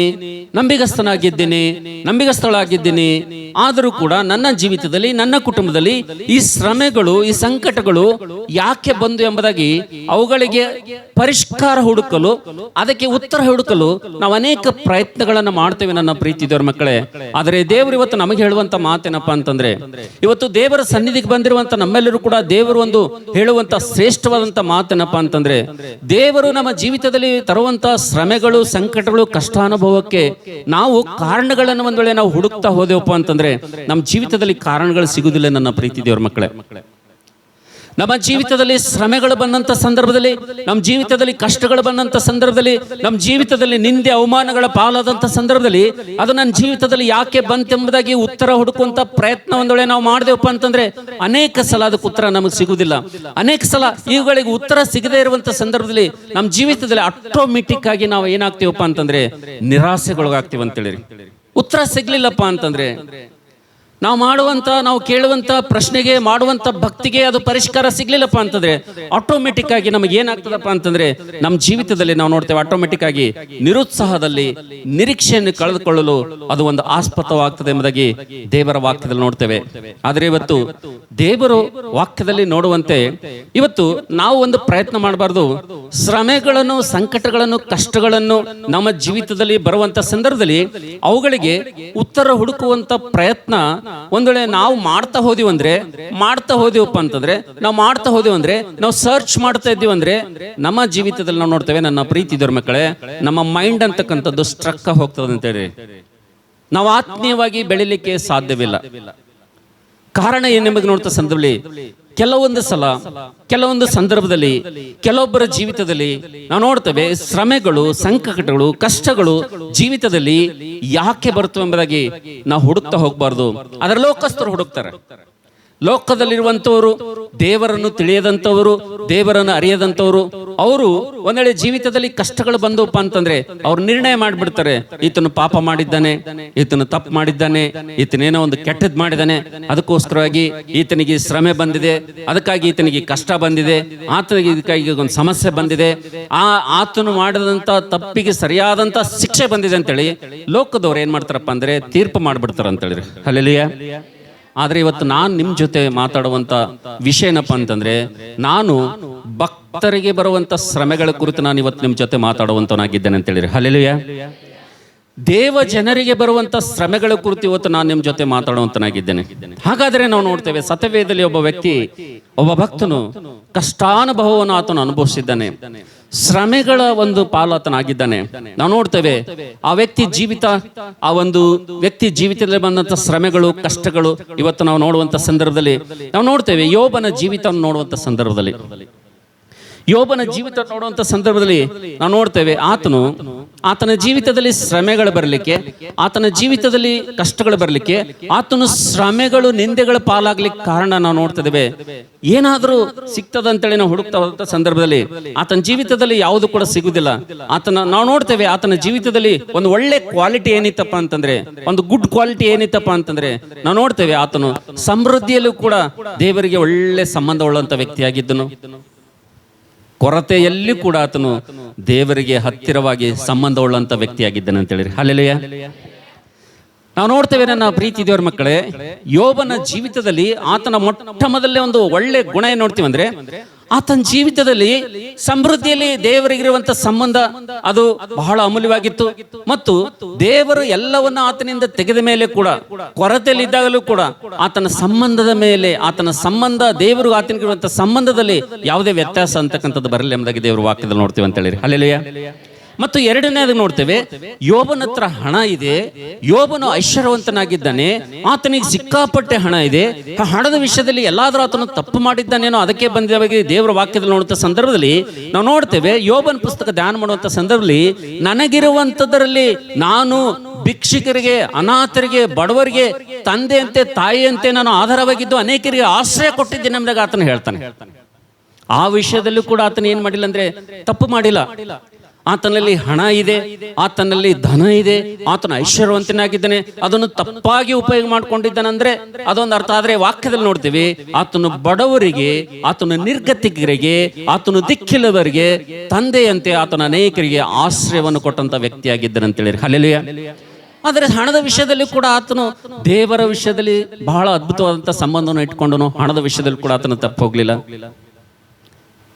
ಮೂರನೇದಾಗಿ ನಾವು ನೋಡ್ತೇವೆ, ಆತನ ಜೀವಿತದಲ್ಲಿ, ಕುಟುಂಬ ಜೀವಿತದಲ್ಲಿ, ಮಕ್ಕಳನ್ನು ಬೆಳೆಸುವಂತ ವಿಷಯದಲ್ಲಿ, ಮಕ್ಕಳನ್ನು ಆತ್ಮೀಕವಾಗಿ ದೇವರ ಆಜ್ಞೆಗಳನ್ನು ಬೋಧಿಸುವಂತ ವಿಷಯದಲ್ಲಿ, ಕುಟುಂಬ ಭಯಭಕ್ತಿಯಲ್ಲಿ ತೆಗೆದುಕೊಂಡು ಹೋಗುವಂತ ವಿಷಯದಲ್ಲಿ ಆತನು ಲೋಕದೊಂದಿಗೆ ರಾಜಿ ಪಡಲಿಲ್ಲ. ಆ ವಿಷಯದಲ್ಲೂ ಕೂಡ ನಾವು ನೋಡ್ತೇವೆ, ಬೈಬಲ್ ಹೇಳ್ತದೆ, ಸತ್ಯವೇದ ಹೇಳ್ತದೆ, ಆತನು ಬಹಳ ಭಯಭಕ್ತಿ ಉಳ್ಳಂತ ವ್ಯಕ್ತಿಯಾಗಿದ್ದನು. ಆತನು ತನ್ನ ಕುಟುಂಬವನ್ನು, ತನ್ನ ಮಕ್ಕಳನ್ನು ಯಾವ ರೀತಿಗೆ ಆತನು ಕಾಪಾಡಿಕೊಂಡಿದ್ದನಪ್ಪ ಅಂತಂದ್ರೆ, ದೇವರೊಂದಿಗೆ ತನ್ನ ಕುಟುಂಬದ ಸಂಬಂಧವನ್ನು ಯಾವ ರೀತಿಗೆ ಆತನು ಬೆಸೆದಿದ್ದನಪ್ಪ ಅಂತಂದ್ರೆ, ಆತನು ಅರುಣೋದಯದಲ್ಲಿ ಇನ್ನೂ ಮುಂಜಾನೆ ಮಂಪಿರುವಾಗಲೇ ಎದ್ದು ತನ್ನ ಎಲ್ಲ ಮಕ್ಕಳನ್ನು ಕರೆದು, ನನ್ನ ಮಕ್ಕಳು ಎಲ್ಲರೂ ಹೃದಯದಲ್ಲಿ ದೇವರನ್ನು ದೂಷಿಸಿದ್ದಾರೆ ಎಂಬುದಾಗಿ ಆತನು ಪ್ರತಿ ಮಕ್ಕಳ ಸಂಖ್ಯೆಗನುಸಾರವಾಗಿ ಹೋಮಗಳನ್ನು ಅರ್ಪಿಸಿ ಅವರನ್ನು ಶುದ್ಧೀಕರಿಸ್ತಾ ಇದ್ದಾನೆ ಎಂಬುದಾಗಿ ದೇವರ ವಾಕ್ಯದಲ್ಲಿ ನೋಡ್ತಾ ಇದೀವಿ ಅಂತ ಹೇಳಿ. ಹಲ್ಲೆಲೂಯಾ. ನಾವು ನೋಡ್ತೇವೆ, ನನ್ನ ಪ್ರೀತಿ ದೇವರ ಮಕ್ಕಳೇ, ಸಮೃದ್ಧಿಯಲ್ಲೂ ಕೂಡ ಆತನು ದೇವರನ್ನು ಬಿಡಲಿಲ್ಲ, ಕೊರತೆಯಲ್ಲೂ ಕೂಡ ಆತನು ದೇವರನ್ನು ಬಿಡಲಿಲ್ಲ. ಆತನಿಗೆ ಹಣ ಹೆಚ್ಚಾಗಿದೆ, ಐಶ್ವರ್ಯ ಹೆಚ್ಚಾಗಿದೆ ಅಂತೇಳಿ ಹಣವನ್ನೇ ಆತನು ಆಧಾರ ಮಾಡಿಕೊಳ್ಳಿಲ್ಲ. ಹಣವನ್ನೇ ನನ್ನ ಎಲ್ಲ ಅಂತೇಳಿ, ಸಮಸ್ತ ಅಂತೇಳಿ ಹಣದ ಕಡೆಗೂ ಆತನು ಹೋಗ್ಲಿಲ್ಲ.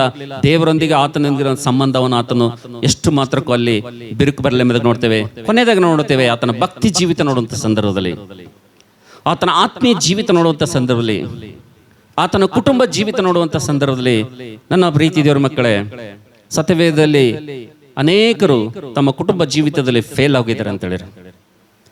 ಇಲ್ಲಿ ಕೂತಿರುವಂಥ ನಾವೆಲ್ಲರೂ ಕೂಡ, ನಿಂತು ಹೇಳುವಂಥ ನಾನು, ಕುಂತು ಕೇಳುವಂಥ ನಾವೆಲ್ಲರೂ ಕೂಡ, ನಾವು ಈ ಕುಟುಂಬ ಜೀವಿತದಲ್ಲಿ ಮಕ್ಕಳನ್ನು ಬೆಳೆಸುವಂತ ವಿಧಾನದಲ್ಲಿ, ಮಕ್ಕಳಿಗೆ ದೇವರ ಆಜ್ಞೆಗಳನ್ನು ಬೋಧಿಸುವುದರಲ್ಲಿ, ಭಯಭಕ್ತಿಯಿಂದ ದೇವರಿಗೂ ಅವರಿಗಿರುವಂತ ಸಂಬಂಧ ಬೆಳೆಸುವುದರಲ್ಲಿ ನಾವೆಲ್ಲ ವಿಫಲವಾಗಿದ್ದೀವಿ ಅಂತೇಳಿ. ಆದರೆ ಯೋಬನು ಆ ವಿಷಯದಲ್ಲಿ ನಾವು ನೋಡ್ತೇವೆ, ಯಾವ ವಿಷಯದಲ್ಲೂ ಕೂಡ ಆತನು ತಪ್ಪಿ ಹೋಗಲಿಲ್ಲ. ಯಾವ ವಿಷಯದಲ್ಲೂ ಕೂಡ ದೇವರಿಗೂ ಮತ್ತು ಆತನಿಗಿರುವಂತ ಸಂಬಂಧದಲ್ಲಿ ಯಾವುದೇ ಒಂದು ಕಳಂಕ, ಬಿರುಕು ಅಂತಕ್ಕಂಥದ್ದು ಬರಲಿಲ್ಲ. ಆದರೂ ಕೂಡ ಆತನ ಜೀವಿತದಲ್ಲಿ ಶ್ರಮೆಗಳು ಬಂದು, ಕಷ್ಟಗಳು ಬಂದು ಎಂಬುದಾಗಿ ದೇವರ ವಾಕ್ಯದಲ್ಲಿ ನೋಡ್ತೀವಿ ಅಂತೇಳಿ. ಹಲ್ಲೆಲೂಯಾ. ತಮ್ಮ ತಂಗಿ, ದೇವರ ಮಕ್ಕಳೇ, ಹಾಗಾದ್ರೆ ಯೋಬನಂತ ಭಕ್ತಿವಂತರು ನಾವಲ್ಲ, ಯೋಬನಂತ ನಿಷ್ಠೆಯುಳ್ಳಂಥವ್ರು ನಾವಲ್ಲ. ಹಣದ ವಿಷಯದಲ್ಲಾಗ್ಲಿ, ಮಕ್ಕಳನ್ನು ಬೆಳೆಸುವಂತ ವಿಷಯದಲ್ಲಾಗ್ಲಿ, ಇವತ್ತು ದೇವರು ನಮಗೆ ಕೊಟ್ಟಂತ ಆಶೀರ್ವಾದ ವಿಷಯದಲ್ಲಾಗ್ಲಿ, ಯಾವ ವಿಷಯದಲ್ಲಿ ಕೂಡ ನಾವು ಪರಿಪೂರ್ಣರಲ್ಲ, ಯಾವ ವಿಷಯದಲ್ಲಿಯೂ ಕೂಡ ನಾವು ಯೋಗ್ಯರಲ್ಲ. ಆದರೂ ಕೂಡ ನಮ್ಮ ಜೀವಿತದಲ್ಲಿ, ನನ್ನ ಪ್ರೀತಿ ದೇವರ ಮಕ್ಕಳೇ, ಯಾಕೆ ನಾವು ಕಷ್ಟಗಳು ಬಂದಾಗ ಕಣ್ಣೀರು ಹಾಕ್ತೀವಿ? ಯಾಕೆ ನಮ್ಮ ಜೀವಿತದಲ್ಲಿ ನಾವು ಸಮಸ್ಯೆಗಳು ಬಂದಾಗ ನಾವು ಗೋಳಾಡ್ತೀವಿ? ಏನಾದರೂ ಅರ್ಥ ಇದೆನಾ? ಯಾಕೆ ನಮ್ಮ ಜೀವಿತದಲ್ಲಿ ಕಷ್ಟಗಳು, ಶ್ರಮೆಗಳು ಬಂದಂತ ಸಂದರ್ಭದಲ್ಲಿ ನಾವು ದೇವರಿಂದ ದೂರ ಆಗ್ತೀವಿ? ನಮ್ಮ ಜೀವಿತದಲ್ಲಿ ಅವಮಾನಗಳು, ನಿಂದೆಗಳು ಬಂದಂತ ಸಂದರ್ಭದಲ್ಲಿ ನಾವು ದೇವರೇ ನನಗೆ ಆಧಾರ, ದೇವರೇ ನನಗೆ ಆಶ್ರಯ ಅಂತೇಳಿ ನಂಬಿದಂಥವ್ರು ಯಾವಾಗ ಶ್ರಮೆ, ಸಂಕಟಗಳು ಬರ್ತವೋ ದೇವರನ್ನು ಪರಾಯ ವ್ಯಕ್ತಿ ಅಂತ ನಾವು ನೋಡ್ತೀವಿ. ಪರಿಚಯ ಇಲ್ಲದಂತ ವ್ಯಕ್ತಿಯಂತೆ ನಾವು ದೂರ ಹೋಗ್ತೀವಿ, ದೇವರನ್ನು ಬಿಟ್ಟು, ದೇವರ ಸನ್ನಿಧಿಯನ್ನು ಬಿಟ್ಟು. ನನ್ನ ಪ್ರೀತಿ ದೇವರ ಮಕ್ಕಳೇ, ಹಾಗಾದರೆ ಇವತ್ತು ಯೋಬನ ಜೀವಿತದಲ್ಲಿ ಆತನು ಸಂಬಂಧದಲ್ಲಿ ಯಾವ ವಿಷಯದಲ್ಲಿ ಕೂಡ ಆತನು ಭಕ್ತಿ ವಿಷಯದಲ್ಲಾಗಲಿ, ಕುಟುಂಬದ ವಿಷಯದಲ್ಲಾಗಲಿ, ಧನದ ವಿಷಯದಲ್ಲಾಗಲಿ, ದೇವರಿಗಿರುವಂತ ಸಂಬಂಧ, ದೇವರೊಂದಿಗಿರುವಂತ ಅನ್ಯೋನ್ಯ, ದೇವರೊಂದಿಗಿರುವಂತ ಬೆಸುಗೆ ಅದು ಕಡಿಮೆ ಆಗ್ಲಿಲ್ಲ, ಅದು ಬಿಟ್ಟು ಹೋಗ್ಲಿಲ್ಲ ಎಂಬುದಾಗಿ ನೋಡುವಂತ ಸಂದರ್ಭದಲ್ಲಿ, ಆದರೂ ಕೂಡ ಆತನ ಜೀವಿತದಲ್ಲಿ ಏನ್ ಬಂದು ಅಂತ ಶ್ರಮೆಗಳು, ಕಷ್ಟಗಳು ಬಂದು ಎಂಬುದಾಗಿ ದೇವರ ವಾಕ್ಯದಲ್ಲಿ ನೋಡ್ತೀವಿ ಅಂತ ಹೇಳಿ. ಹಲ್ಲೆಲೂಯಾ. ಅದಕ್ಕೋಸ್ಕರಾಗಿ ನನ್ನ ಪ್ರೀತಿಯ ತಮ್ಮ, ತಂಗಿ, ಸಹೋದರ, ಸಹೋದರಿಯರೇ, ನೀವೆಲ್ಲರೂ ನಿಮ್ಮ ಜೀವಿತದಲ್ಲಿ ಯಾವುದೋ ಒಂದು ಸಮಸ್ಯೆಗಾಗಿ, ಕಷ್ಟಗಾಗಿ ನೀವು ಕಣ್ಣೀರು ಸುರಿಸ್ತಾ, ನಿಮ್ಮ ಮನಸ್ಸಿನಲ್ಲಿ, ಹೃದಯದಲ್ಲಿ ಒಂದು ಪ್ರಶ್ನೆ ಹಾಕೊಂಡು ಈ ಸಮಯದಲ್ಲಿ, ಸ್ಥಳದಲ್ಲಿ ಕೂತ್ಕೊಂಡು ನನ್ನ ಮಾತುಗಳನ್ನು ನೀವು ಕೇಳ್ತಾ ಇರೋದಾದ್ರೆ, ಇವತ್ತು ನಮ್ಮ ಜೀವಿತದಲ್ಲಿ ಶ್ರಮೆಗಳು, ಸಂಕಟಗಳು ಭಕ್ತರ ಜೀವಿತದಲ್ಲಿ ಯಾಕೆ ಬರ್ತವೆ ಎಂಬುದಾಗಿ ಹುಡುಕುವುದಕ್ಕಾಗಿ, ಉತ್ತರ ಹುಡುಕುವುದಕ್ಕಾಗಿ ನಾವು ಪ್ರಯತ್ನ ಮಾಡಬಾರ್ದು ಅಂತ ಹೇಳಿರಿ. ಹಲ್ಲೆಲೂಯಾ. ಏನ್ ಮಾಡಬಾರ್ದ್ರಿ? ಭಕ್ತರ ಜೀವಿತದಲ್ಲಿ, ದೇವರ ಮಕ್ಕಳ ಜೀವಿತದಲ್ಲಿ ಶ್ರಮೆಗಳು, ಸಂಕಟಗಳು ಬರುವಂತ ಸಂದರ್ಭದಲ್ಲಿ ಅವುಗಳಿಗೆ ಉತ್ತರವನ್ನು ಹುಡುಕುವಂತ ಪ್ರಯತ್ನ ನಾವು ಮಾಡಬಾರದು. ಕಾರಣ ಏನಪ್ಪಾ ಅಂತಂದ್ರೆ, ನಾವು ನೋಡ್ತೇವೆ, ಒಬ್ಬ ಭಕ್ತನ ಹೇಳುವುದನ್ನು ಹೀಗೆ ಕೇಳಿದ್ದೇನೆ, ದೇವರು ಒಬ್ಬನ ಜೀವಿತದಲ್ಲಿ 10,000 ಕಾರ್ಯಗಳು ಮಾಡಿದ್ರು ಕೂಡ ಅದರಲ್ಲಿ 3 ಕಾರ್ಯಗಳು ಅರ್ಥ ಮಾಡ್ಕೊಳ್ಳೋಂಥ ಬುದ್ಧಿ, ಶಕ್ತಿ, ಜ್ಞಾನ ಮನುಷ್ಯನ ಬಳಿ ಇರಂಗಿಲ್ಲ ಅಂತ್ರಿ. ಅಲ್ಲೆಲ್ಲೂಯಾ. ಎಷ್ಟ್ರಿ? ಒಬ್ಬ ವ್ಯಕ್ತಿ ಜೀವಿತದಲ್ಲಿ ದೇವರು 10,000 ಕಾರ್ಯಗಳನ್ನು ಒಳ್ಳೆಯವು ಮಾಡಿದ್ರು ಕೂಡ ಅದ್ರಾಗ 3 ಸರಿಯಾದ ರೀತಿಯಿಂದ ಅರ್ಥ ಮಾಡ್ಕೊಳ್ಳುವಂತ ಬುದ್ಧಿ, ಜ್ಞಾನ ಆತನಿಗೆ ಇರಲ್ಲಂತ ಮನುಷ್ಯನಿಗೆ. ಅದಕ್ಕೆ ನಮ್ಮ ಜೀವಿತದಲ್ಲಿ ಶ್ರಮ, ಸಂಕಟಗಳು ಪಾಲಾದಂತ ಸಂದರ್ಭದಲ್ಲಿ ನಾವು ವಿಶ್ವಾಸಿ ಮಕ್ಕಳಾಗಿರುವಂತ ನಾವು, ದೇವರ ಮಕ್ಕಳಾಗಿರುವಂತ ನಾವೆಲ್ಲರೂ ಕೂಡ ಅದಕ್ಕೆ ಉತ್ತರ ಹುಡುಕುವುದಕ್ಕಾಗಿ, ಅದಕ್ಕೆ ಪರಿಷ್ಕಾರ ಹುಡುಕುವುದಕ್ಕಾಗಿ ನಾವು ಪ್ರಯತ್ನ ಮಾಡಿ ಅದನ್ನೇ ಸರ್ಚ್ ಮಾಡ್ತಾ ಅದರಲ್ಲೇ ನಾವು ಸ್ಟ್ರಕ್ ಆಗಿ ನಾವು ಕೂತ್ಕೊಳ್ಬಹುದು. ಆದ್ರೆ ಇವತ್ತು ದೇವರ ವಾಕ್ಯದಿಂದ ಇವತ್ತು 3 ವ್ಯಕ್ತಿಗಳು ಶ್ರಮೆಗಳನ್ನು ಯಾವ ರೀತಿಗೆ ನೋಡಿದ್ದಾರೆ ಎಂಬುದಾಗಿ ನಿಮ್ ಜೊತೆ ನಾನು ಮಾತಾಡ್ಲಿಕ್ಕೆ ಇಷ್ಟಪಡ್ತೀನಿ ಅಂತ ಹೇಳಿರಿ. ಹಲ್ಲೆಲೂಯಾ. 3 ವ್ಯಕ್ತಿಗಳು ಭಕ್ತರ ವಿಷಯದಲ್ಲಿ ನಾನು ಮಾತಾಡ್ತಾ ಇದ್ದೀನಿ. ಯಾರ ವಿಷಯದಲ್ಲಿ ಮಾತಾಡ್ತಾ ಇದ್ದೀನಿ? ಭಕ್ತರ ವಿಷಯದಲ್ಲಿ ನಾನು ಮಾತಾಡ್ತಾ ಇದ್ದೀನಿ. ಭಕ್ತರ ವಿಷಯದಲ್ಲಿ, ದೇವರಲ್ಲಿ ಭಯ ಭಕ್ತಿ ಇದ್ದಂತ ಭಕ್ತರ ವಿಷಯದಲ್ಲಿ, ಆ ಭಕ್ತರಿಗೆ ಕಷ್ಟಗಳು, ಶ್ರಮೆಗಳು, ಸಂಕಟಗಳು ಈ ಲೋಕದಲ್ಲಿ ಬಂದೂಪ ಅಂತಂದ್ರೆ 3 ವ್ಯಕ್ತಿಗಳು ಆ ಕಷ್ಟಗಳನ್ನು ಯಾವ ರೀತಿಗೆ, ಆ ಶ್ರಮೆಗಳನ್ನು ಯಾವ ರೀತಿಗೆ ನೋಡ್ತಾರೆ ಮತ್ತು ಸ್ಪಂದಿಸ್ತಾರೆ ಅಂತೇಳಿ ಇವತ್ತು ನಾನು ನಿಮ್ ಜೊತೆ ಮಾತಾಡ್ಲಿಕ್ಕಿದ್ದೇನೆ. ಒಂದ್ ವೇಳೆ ಆ 3 ಮಾತುಗಳು, 3 ವ್ಯಕ್ತಿಗಳು ಕಷ್ಟಗಳನ್ನು ಸ್ಪಂದಿಸುವಂತ, ಶ್ರಮೆಗಳನ್ನು ಸ್ಪಂದಿಸುವಂತ ಈ ಮಾತುಗಳನ್ನು ಬಹು ಜಾಗೃತಿಯಿಂದ ನೀವು ಒಂದ್ ವೇಳೆ ಕೇಳಿ, ಒಂದ್ ವೇಳೆ ಈ ವಾಕ್ಯವನ್ನು ನಿಮ್ಮ ಹೃದಯ ಅಂತಕ್ಕಂಥ ಹಲಿಗೆ ಮೇಲೆ ಬರೆದುಕೊಂಡು ಈ ಸತ್ಯವೇದದಲ್ಲಿ ಸಮಯದಲ್ಲಿ ಕೊಡುವಂಥ ಈ ಪರಿಶುದ್ಧಾತ್ಮನ ಕೊಡುವಂಥ ಉಪದೇಶ ನಿಮ್ಮ ಜೀವಿತದಲ್ಲಿ ಅಳವಡಿಸಿಕೊಂಡು ನೀವು ನಡೆದ್ರಪ್ಪ ಅಂತಂದ್ರೆ ನಿಮ್ಮ ಜೀವಿತದಲ್ಲಿ ಬಹುದೊಡ್ಡ ಆಶೀರ್ವಾದದ ಹಿಂಗಾರು ಮುಂಗಾರು ಅಂತಕ್ಕಂಥ ಮಳೆ ದೇವ್ರ ಮೇಲೆ ಆತನ ಸುರಿಸ್ತಾನಂತ ಹೇಳಿರಿ. ಹಲ್ಲೆಲೂಯಾ. ಹಾಗಾದ್ರೆ ಬನ್ನಿ ನನ್ನ ಪ್ರೀತಿ ದೇವ್ರ ಮಕ್ಕಳೇ, ಇವತ್ತು ಭಕ್ತರಿಗೆ ಕಷ್ಟಗಳು ಬರುವಂತ ಸಂದರ್ಭದಲ್ಲಿ, ಇವತ್ತು ದೇವರ ಮಕ್ಕಳಿಗೆ ಕಷ್ಟಗಳು ಬರುವಂತ ಸಂದರ್ಭದಲ್ಲಿ ನಾವು ನೋಡ್ತೇವೆ 3 ವ್ಯಕ್ತಿಗಳು ನೋಡುವಂತ ವಿಧಾನ, ಅಥವಾ 3 ವ್ಯಕ್ತಿಗಳು ಕಷ್ಟಗಳನ್ನು, ಶ್ರಮೆಗಳನ್ನು, ಭಕ್ತರಿಗೆ ಬರುವಂತ ಕಷ್ಟಗಳನ್ನು, ದೇವರ ಮಕ್ಕಳಿಗೆ ಬರುವಂತ ಕಷ್ಟಗಳನ್ನು 3 ವ್ಯಕ್ತಿಗಳು ನೋಡುವಂತ ದೃಷ್ಟಿ ಇವತ್ತು ನಾವು ನೋಡೋಣ. ಒಂದ್ ವೇಳೆ ಆ 3 ವ್ಯಕ್ತಿಗಳು ನೋಡುವಂತ ದೃಷ್ಟಿ ನಾವು ಅರ್ಥ ಮಾಡ್ಕೊಂಡೇವೆ ಅಂತ ಹೇಳಿರಿ, ನಮಗೇನ್ ಬರ್ತದ್ರಿ? ಏನ್ ಬರ್ತದ? ಆಶೀರ್ವಾದ ಅಂತಕ್ಕಂಥದ್ದು ಬರ್ತದೆ ಅಂತ ಹೇಳಿರಿ. ಹಲ್ಲೆಲೂಯಾ. ಅದಕ್ಕೋಸ್ಕರವಾಗಿ ಬನ್ನಿ ನಾವೆಲ್ಲರೂ ಬೇಗನೆ ತಡ ಮಾಡದೆ ಇವತ್ತು ಮೊಟ್ಟ ಮೊದಲನೇದಾಗಿ ನಾವು ನೋಡೋಣ 3 ವ್ಯಕ್ತಿಗಳು ಭಕ್ತರ ಕಷ್ಟಗಳನ್ನು, ಭಕ್ತರ ಶ್ರಮೆಗಳನ್ನು ಯಾವ ರೀತಿಯಾಗಿ ನೋಡ್ತಾರೆ. ಎಲ್ಲರೂ ದಯವಿಟ್ಟು ನನ್ನ ಕಡೆಗೆ ನೋಡ್ರಿ, ಯಾರೋ ಮಕ್ಕಳ ಕಡೆ ಗಮನ ಕೊಡ್ಬೇಡ್ರಿ, ದಯವಿಟ್ಟು ಜಾಗ್ರತೆಯಿಂದ ಈ ಕಡೆ ನೋಡ್ರಿ. 3 ವ್ಯಕ್ತಿಗಳು ಭಕ್ತರ ಶ್ರಮೆಗಳನ್ನು ಯಾವ ರೀತಿಯಾಗಿ ನೋಡ್ತಾರೆ. ನಮ್ಮ ಸಂದೇಶ ಏನ್ರಿ ಹೇಳ್ರಿ? 3 ವ್ಯಕ್ತಿಗಳು ಭಕ್ತರ ಜೀವಿತದಲ್ಲಿ ಬರುವಂತ ಶ್ರಮೆಗಳನ್ನು, ಕಷ್ಟಗಳನ್ನು ಅವ್ರು ನೋಡುವಂತ ದೃಷ್ಟಿ ಎಂಥದ್ದು, ಅದು ನಮ್ಮ ಇವತ್ತಿನ ಸಂದೇಶ. ಹಾಗಾದ್ರೆ ಮೊಟ್ಟ ಮೊದಲನೇ ವ್ಯಕ್ತಿ ಯಾರಪ್ಪ ಅಂತಂದ್ರೆ ಸೈತಾನನು. ಮೊದಲನೇ ವ್ಯಕ್ತಿ ಯಾರೇ? ಸೈತಾನನು ದೇವರ ಮಗನ ಜೀವಿತದಲ್ಲಿ ಬರುವಂತ ಕಷ್ಟ, ಒಬ್ಬ ಭಕ್ತರ ಜೀವಿತದಲ್ಲಿ ಬರುವಂತ ಕಷ್ಟ, ದೇವರ ಭಯ ಭಕ್ತಿಲಿರುವಂತವರ ಜೀವಿತದಲ್ಲಿ ಬರುವಂತ ಕಷ್ಟ, ಸೈತಾನನು ಶತ್ರು ಯಾವ ರೀತಿಯಾಗಿ ನೋಡ್ತಾನೆ ಅಂತೇಳಿ ಮೊಟ್ಟ ಮೊದಲನೇದಾಗಿ ನೋಡೋಣ. ಬನ್ನಿ, ಯಾರಾದರೂ ಓದ್ತೀರಾ? ಯೋಬನ ಪುಸ್ತಕ ಮೊದಲನೇ ಅಧ್ಯಾಯ 9ನೇ ವಚನ ದಯವಿಟ್ಟು ಓದ್ರಮ್ಮ.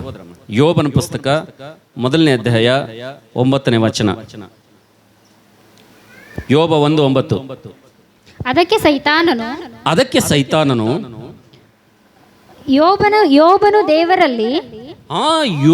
ದೇವರಲ್ಲಿ ಭಯಭಕ್ತಿಯನ್ನು ಲಾಭವಿಲ್ಲದೆ ಇಟ್ಟಿದ್ದಾನೋ. ನೀನು